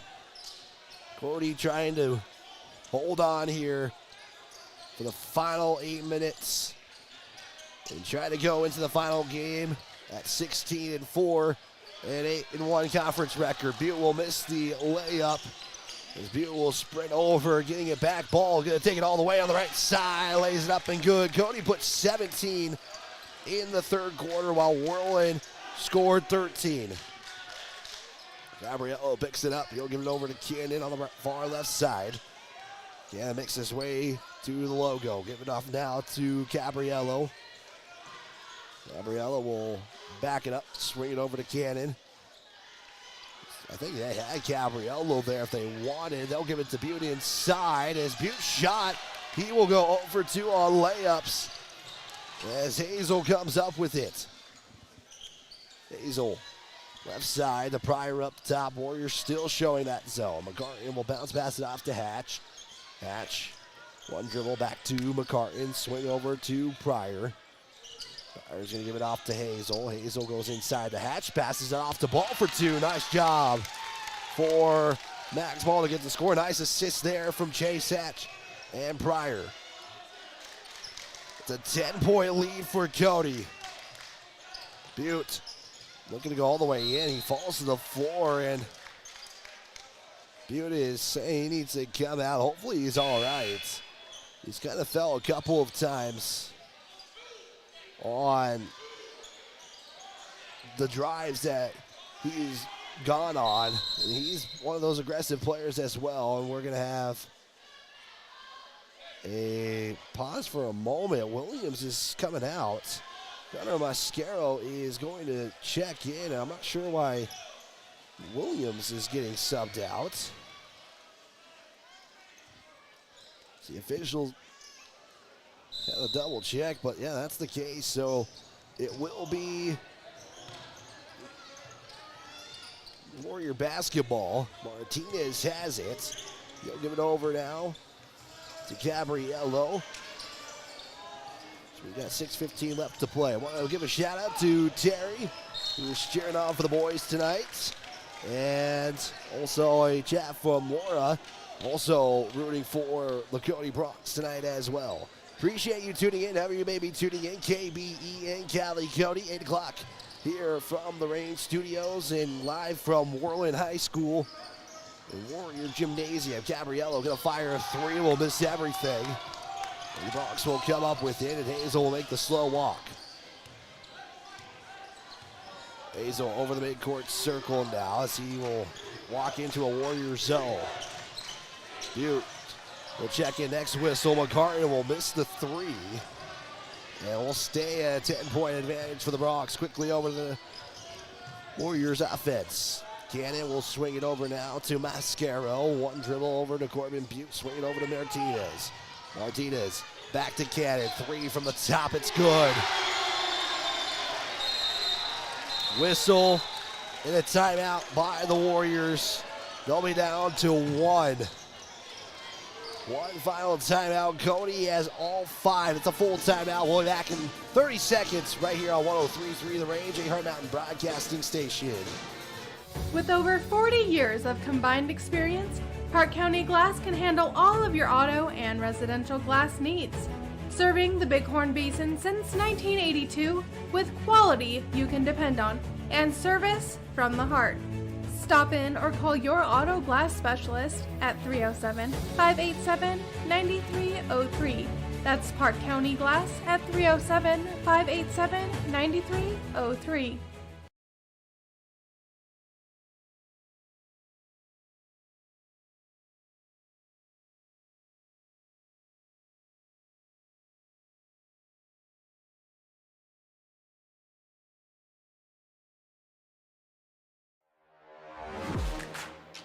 This is Cody Bronx basketball on 103.3 The Range. So if my broadcasting math, which isn't the best, is right, which would be a miracle, given how well my scoreboard work has been tonight and my stat sheet, Warriors are down to one timeout. Cody has not elected to use a timeout so far up to this point. We have 5:22 left to play in the fourth quarter. It is Cody basketball after the triple made by Cannon. That's actually the first score for the Warriors in this fourth quarter. Hazel has it on the baseline, spins, tries to put up a shot. That's no good. And I think Cody's looking for a foul. That's not going to be the case. It is Decker, three, no. Martinez rebound back to Deckard. He's looking, give it up now to Martinez. For Cody, it is Pryor, Hatch, Ball, McCartan, and Hazel. With 4:46 left to play. Gabriello to Martinez. It's going to be a takeaway as Martinez couldn't ground the basketball. And Cody will bring it up with a chance to extend the lead. The lead's at 7. Hazel will give it off to Pryor at the midcourt circle. He'll swing it over to McCartan. His ball stands on that right elbow. Back to Hazel. Pryor to McCartan as Warriors really haven't left that zone a lot tonight. Ball's going to drive once. That's an offensive foul. And McCartan just can't, Coach McCartan can't believe it, staring at the ceiling. Ball picks up his 4th personal foul, so Ball's got to be very careful. And I think if you know Coach Aaron Habel and what he's done here in Worland, you can for sure see them attack Ball with 4 personal fouls. As he did not leave. Cody shows zone. Williams hand off to Gabriello. There's the give now to Cannon. It's all kind of just handed off, going back and forth. Cannon, one dribble, bounce pass it off to Gabriello. It's Butte. Butte on Hatch. That one's also an offensive foul as Butte will give Hatch the contact, and Butte picks up his 3rd. Low scoring start to the fourth quarter, just a 4-3 advantage for Cody. 3:48 left to play. Level leading 48-33 as Powell has slowly climbed back into that game. They're slowly chipping in that lead. As I say that, it's a 15-point lead, but right now if you're Powell, maybe trying to play spoilers, but you would help the Cody Bronx as well. Pryor to Hazel, back over to Pryor. As Cody's just working it around the perimeter. Hatch, he'll pull it up right in front of the charity stripe. He can't get the shot to go, and the Warriors will bring it up down by 7. There's a 3 from Cannon. Cannon, just quick shot, fired it. And just like that, it's a 4-point game. Warriors trying to play spoilers in their final conference game. A timeout by Cody. And the Bronx will use their first timeout of the evening. They'll take a full, we'll take a 30. With 2:52 left to play in the contest. Cody 44, Worland 40. We're back in 30 seconds on 103.3 The Range. Hey guys, this is Zach Haskell with Haskell Furniture and Flooring. We are a proud supporter of the Cody Bronx and Phillies this season. If you want selection, we have the best selection for you with the best prices. From mattresses to flooring or recliners to fireplaces, we have everything you need in stock. No need to drive out of town when we have everything here locally for your next selection. Stop in at Haskell's Furniture and Flooring in Cody, Lovell, Worland, and Riverton, where we have the best prices and better service.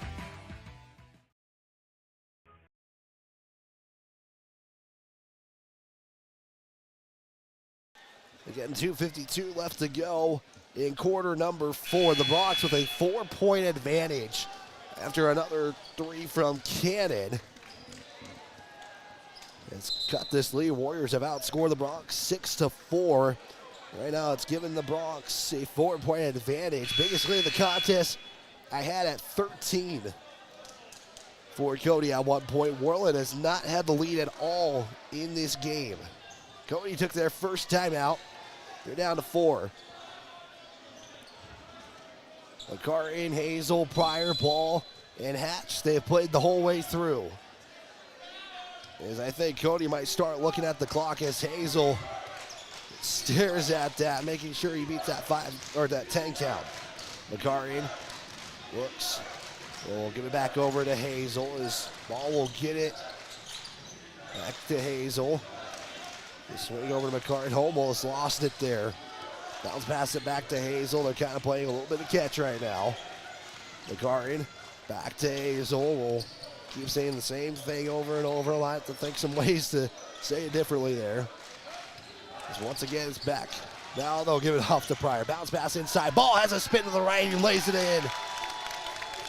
Maddox Ball has all 6 points in the fourth quarter for the Bronx. And that's what the lead is for Cody. 46-40, 2 minutes left to play. There's a give from Gabriello to Williams. Right side, outside out. A can up top is Cody showing their zone defense. Back to Gabriello. Both teams playing a zone game. Pryor got jumped there from Cannon. Cannon got him to do what he wanted, but no shots. Gabriello, he'll fire a 3 to cut the lead in half. He does it. McCartan gonna push the pace. He'll back it up and slow it down. Clock can definitely be worked on Cody's advantage if they take the advantage. Hazel will give it off now to Ball. Kick out to Hatch. Pump fake the 3. Didn't elect to take it though. So we got the ability to work the clock, like I said. McCartan will give it off now to Hazel. So they've held this for over 20 seconds now. 1:04 to play. Hazel drives it all the way. Nice step to the buckets. Jackson Hazel for 2. Cody is up by 8. Timeout taken by Worland. I think that is their last timeout.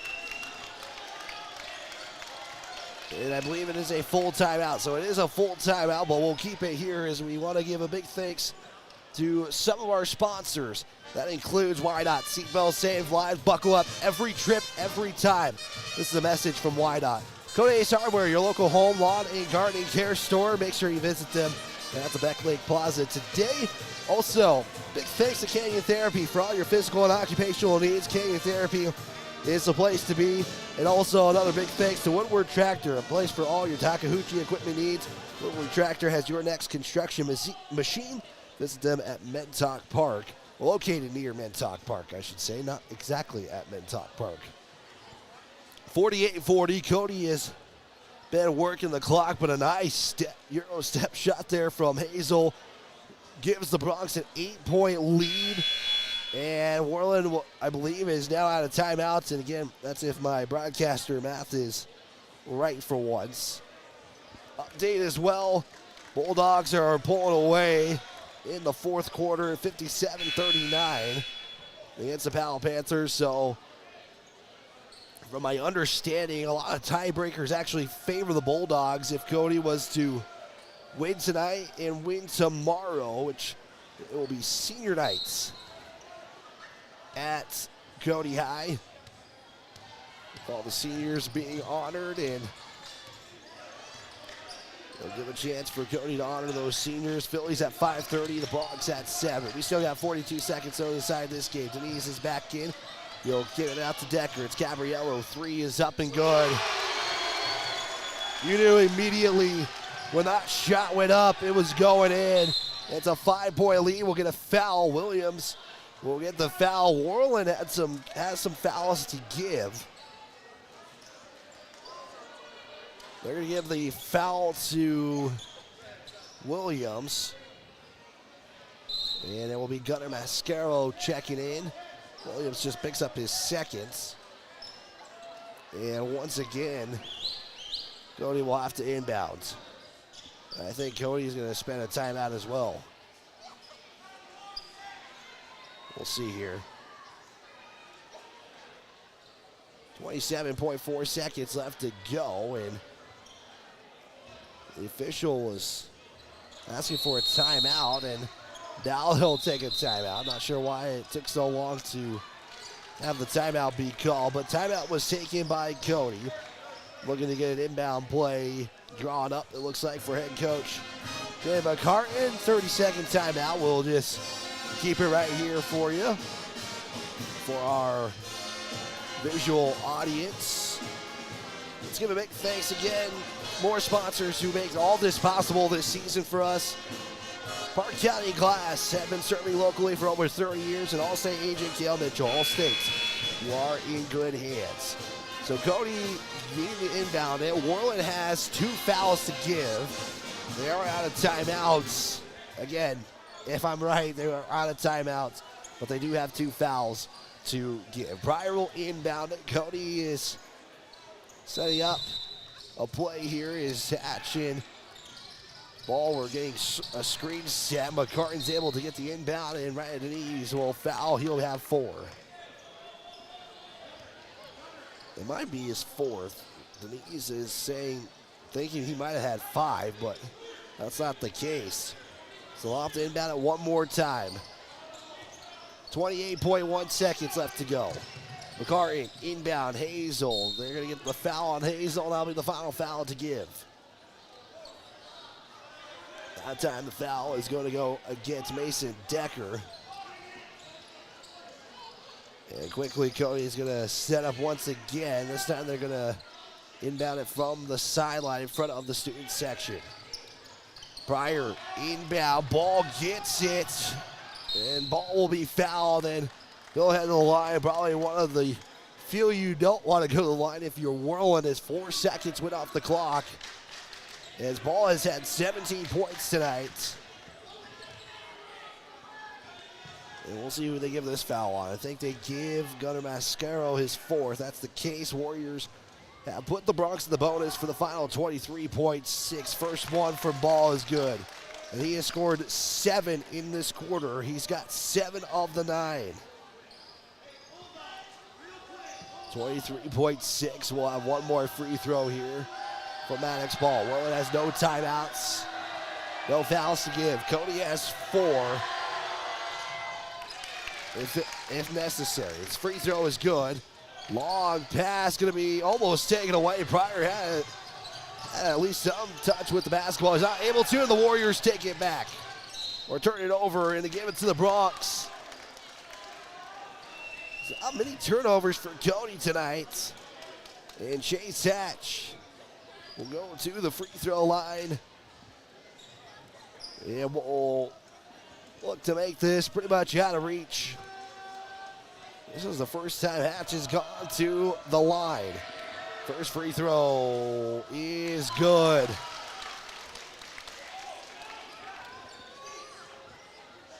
We'll get one more free throw here from Chase. This to make it a 9-point lead. He does. 52-43 with 14 seconds left to go. Warriors quickly for Cannon of 3. It's going to miss everything. 8 seconds left to go. And Cody going to hold on and improve to 16-4 on the season.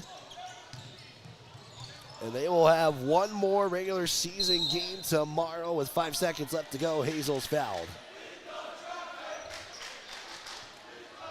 Cody going to go to 16-4. They're going to take on the Panthers from Powell, who right now are trailing 64-42 against the number 1 team in 3A as far as standings go, the 3A West, the Bulldogs. Hazel's first free throw is good. If it was in reach, it probably isn't no more. And Hazel for one more. Sets, fires. It's going to hit the back iron. 5 seconds, 4-3. Gabriello looks to give it off to Butte at the buzzer. It'll hit the bottom of the net, but it's no good. That is your final as the Cody Bronx battle a hard, tough contest, and they come out with a win. They put 29 in the second half, enough to get them the win in this one. Your final, your Pinnacle Bank scoreboard, Cody 53 and Worland 0. We're back in 3 minutes for your Redboard Sub Shop post-game show next on 103.3 The Range, a Heart Mountain Broadcasting Station. When life slows you down, Canyon Therapy in Cody helps you get back on your feet. Whether you're recovering from an injury, managing pain, or working to regain strength and mobility, Canyon Therapy offers expert physical and occupational therapy service tailored to you. Our experienced team works with you one-on-one to create a personalized treatment plan, helping you to move better and live more comfortably. We treat people, not just conditions, in a caring and supportive environment. Canyon Therapy is a proud supporter of the Cody Bronx and Cody Phillies. Get back to the life you love with Canyon Therapy. Visit CanyonTherapy.com or call today to schedule your next appointment. Woodward Tractor is your one-stop dealer for all your Takahouchi equipment and service needs. Takahouchi is known the world over for its purpose-built design philosophy, innovative technology, and dependable service after the sale. And now at Woodward Tractor, get 0% financing on all Takahouchi machines, excavators, track loaders, and wheel loaders. Special financing options are also available on Takahouchi brand attachments. See Woodward Tractor on Blackburn in Cody. Allstate agent Cale Mitchell is a proud supporter of Cody High School sports. At Allstate, you can bundle your home and auto for the lowest premium rates. Cale Mitchell is your local agent and provides great professional customer service to ensure that you got the best affordable coverage needs. Call Allstate agent Cale Mitchell at 307-527-6447. That's 307-527-6447. Allstate, you're in good hands. Distracted driving is dangerous, but some people just can't seem to help themselves. There's the steering wheel propper, the sneak peeker, the fast scroller, the night lighter. And it's not long until they become the fender benderer, the got a ticketer, the veering off the road, the driver who kills someone. Enough with the phones already. Just put them down. Coach Wagner and the Phillies and Coach McCartan and the Bronx have been really fun to watch this year. Yes, the Bronx and Phillies, they really have it all together. They sure do. Speaking of having it all together, insuring your home, cars, and life insurance together with My State Farm Agency is the best way to bundle and save. We can customize your coverage and make insurance seem easy. Good luck, Bronx and Phillies. Check with Jen Talich's State Farm Agency to get your insurance all together. Thanks for the opportunity to earn your business. Like a good neighbor, State Farm is there. With over 40 years of combined experience, Park County Glass can handle all of your auto and residential glass needs. Serving the Bighorn Basin since 1982 with quality you can depend on and service from the heart. Stop in or call your auto glass specialist at 307-587-9303.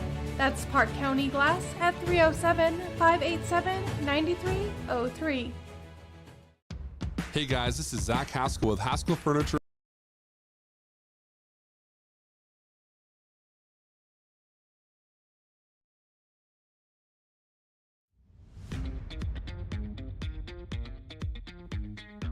Time now for our Breadboard Sub Shop postgame show on 103.3 The Range and online at myheartmountainradio.com.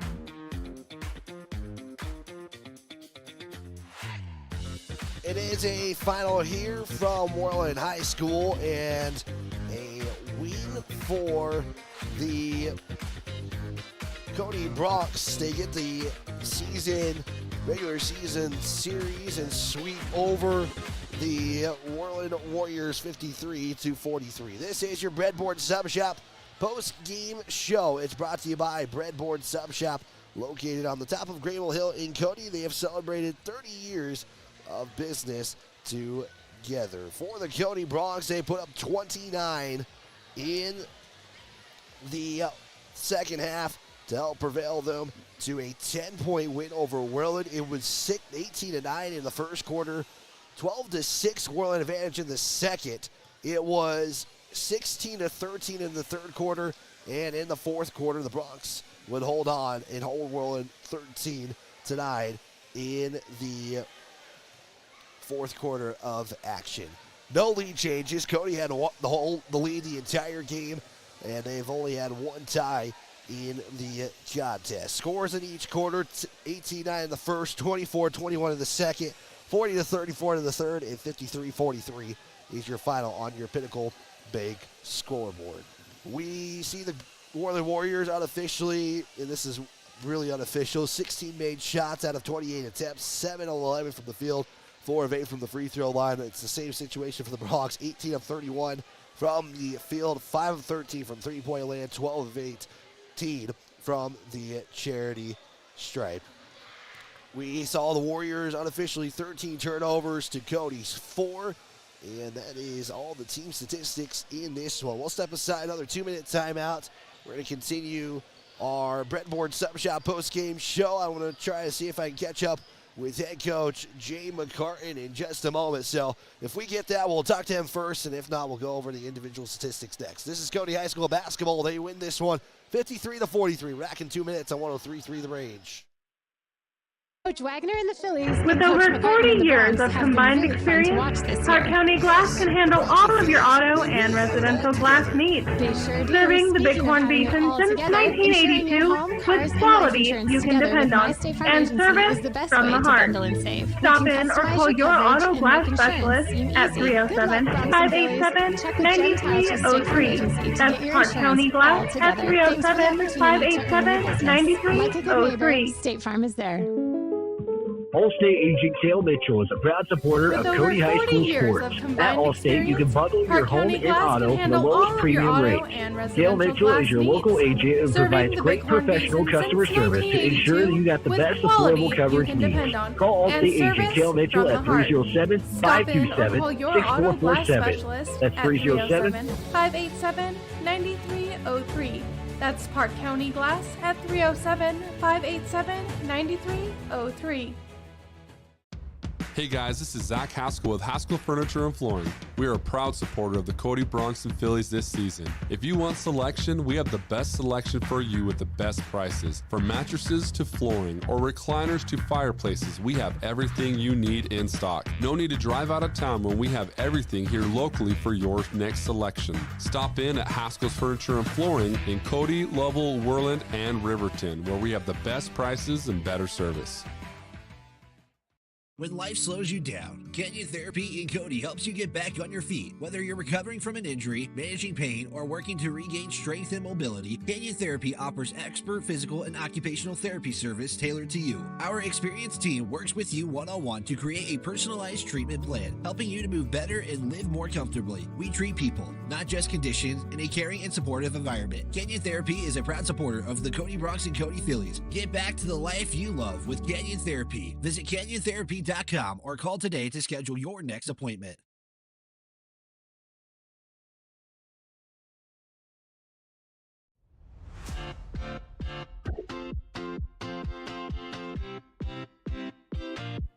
We continue our Breadboard Sub Shop postgame show. Now back to the court with the voice of Cody Sports, Wyatt Barichka. It is a final here on the Breadboard Sub Shop post-game show. Your final on your Pinnacle Bank scoreboard. It is the Cody Bronx winning this one 53-43. And just putting on the headset now is the winning coach. 9 in a row for the Cody Bronx. And Coach McCartan, first off, congratulations on the win. And, I mean, you knew this kind of game could have happened with Worland, knowing that they can fight all the way to the end. Absolutely. That's their MO. I mean, we talked about it last week. They never quit. They never give up. And, you know, I thought the first quarter we really jumped on them pretty early and had a really good first quarter. Super proud of the guys. And then in the second quarter we kind of tailed off. We got some foul trouble. Went from big to little. Had some issues scoring the basketball. I thought we got good shots. We just didn't finish them sometimes. And, you know, that's going to happen. That's part of this game. That's what makes this game so challenging. But, you know, I'm proud of the guys that continue to battle back, and I thought down the last 2 minutes-ish of the fourth quarter really did a good job of making sure that we call them nines. A nine's a wide open layup, and that's all we said.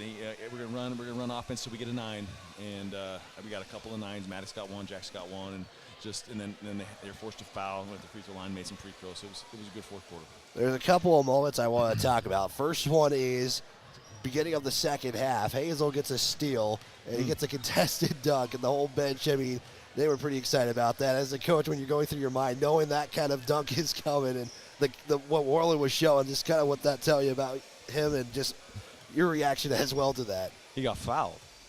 That's what I'll tell you. He got fouled, and they didn't call it. I'm thinking, come on, he just got jacked. You got to call it whether he makes it or not. That's a foul. So, no, in all honesty, you could see him take the angle, and you're going to give him a try. And that's his first dunk in a live varsity basketball game. So he's super proud of himself, and he very well should be.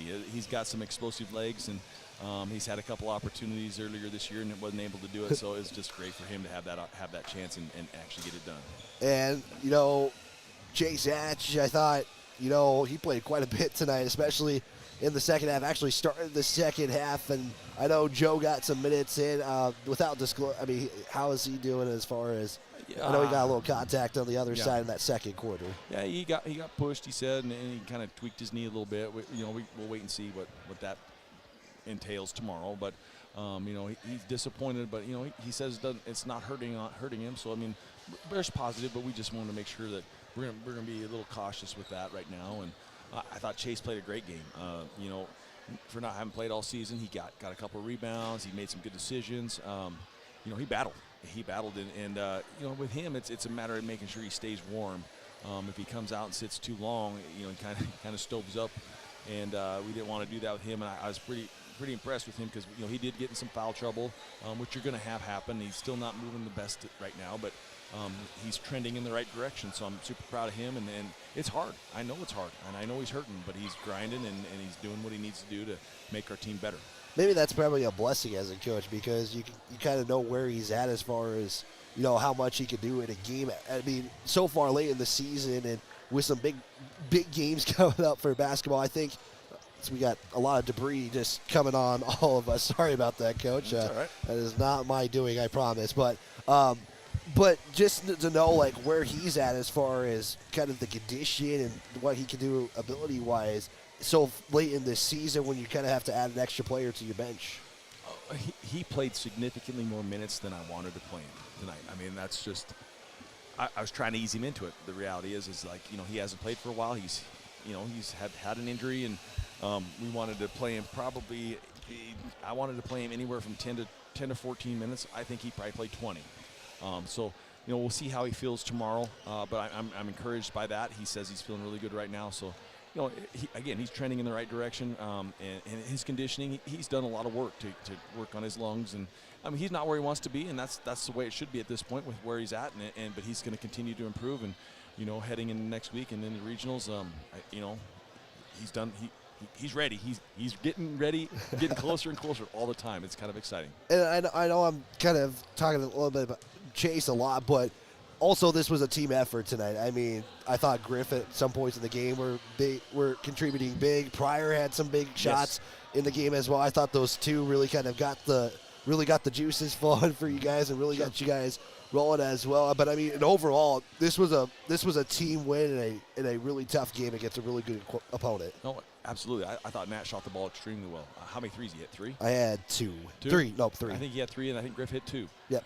So those two guys hitting 5 threes is huge for us because we need to. The reality is that we got to have guys that can extend the floor, and those two guys did it tonight. And Grady struggled from the field again. That's going to happen. And the reality is I thought Griff shot it well. I thought Nat shot it extremely well. And when you can do that, it opens up driving lanes for other guys. And I thought Jackson did a really good job of getting to the rim, and so did Maddox. So it complements each. Complements each other in those aspects, and I was pretty proud of those guys for doing that, stepping in and making big shots. And like Buffalo, like this game tonight, Coach, when you can have more scores instead of 3 in one game, like Friday, I think that's going to help you guys set up for some pretty good, successful basketball down the stretch. Well, and we talked about it last week. We're getting down to that point in the season where there's going to be grind-out games. This is another grind-out game. It wasn't a high-scoring affair, and they're not going to be moving into this regional tournament. They're going to be defensive affairs. And I thought our guys did a really good job. We just changed up our defense multiple times tonight, depending on personnel. And, I think that helped keep them off balance. They made some threes. I'm not sure how many they made, but I bet they hit 4 or 5. And helps for 7. 7, yeah. And they can shoot the ball. They're on their home floor. It's going to be better for them. So, I don't think we contested a couple of them that we should have. But, when somebody gets hot and some of our guys can they know if I get one look and I make a second one, man, it's lights out tonight, and Nat was that guy tonight, and it was pretty good. Well, Coach, tomorrow it doesn't get any better than that. senior night tomorrow. All your seniors, first off, are going to be on. I'm going to ask you the same question when I say tomorrow. But before this game, how excited are you for those guys to have one more time on the floor at Cody High School? That's what you're wanting, and you're getting your rival on senior night with an opportunity to tie for the conference championship, and that's where we're at. They've put themselves in a great position. Super proud of these guys, and I think they're ready. And you just mentioned the opponent. It's Powell. Just an update for folks who are tuning in. Lovell did defeat Powell tonight, so it makes it a little bit harder for conference champion when our discussions. But you get to take on Powell. It doesn't get any better than that. Kind of from the first time that you guys saw them, which you've seen them already twice this year, and you get a third opportunity. Kind of your approach to tomorrow night's game. They're very, very similar to Worland. The Alex Jordan, he can flat out play. He's a great player, and then they got some complementary players on top of that who can make shots. And we're going to have to do a very good job defensively on them and force tough shots, rebound the basketball, and then we're going to have to convert on our end. And I think we're fully capable of doing that, but there's a lot of things we got to continue to improve upon, and we're at that point in the season where we're not going to put much any more in. I mean, we just got to get better at what we do. Perfect, Coach. Anything I'm leaving out? Is there anything you want to add in before we send it to the break? No, I appreciate you, again, following our kids and making us look good, so I appreciate that. Perfect, Coach. Thank you for your time. We'll talk to you tomorrow before the Powell contest. We're going to send it to a break for 60 seconds. Again, your final on this one, 53-43. Coach, thanks again for your time. You bet. Thank you. Woodward Tractor is your one-stop dealer for all your Takahouchi equipment and service needs. Takahouchi is known the world over for its purpose-built design philosophy, innovative technology, and dependable service after the sale. And now at Woodward Tractor, get 0% financing on all Takahouchi machines, excavators, track loaders, and wheel loaders. Special financing options are also available on Takahouchi brand attachments. See Woodward Tractor on Blackburn in Cody. Allstate agent Cale Mitchell is a proud supporter of Cody High School sports. At Allstate, you can bundle your home and auto for the lowest premium rates. Cale Mitchell is your local agent and provides great professional customer service to ensure that you got the best affordable coverage needs. Call Allstate agent Cale Mitchell at 307-527-6447. That's 307-527-6447. Allstate, you're in good hands.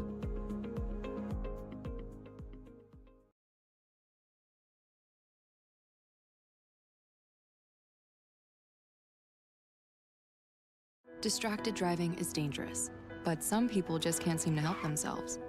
There's the steering wheel propper, the sneak peeker, the fast roller, the night lighter.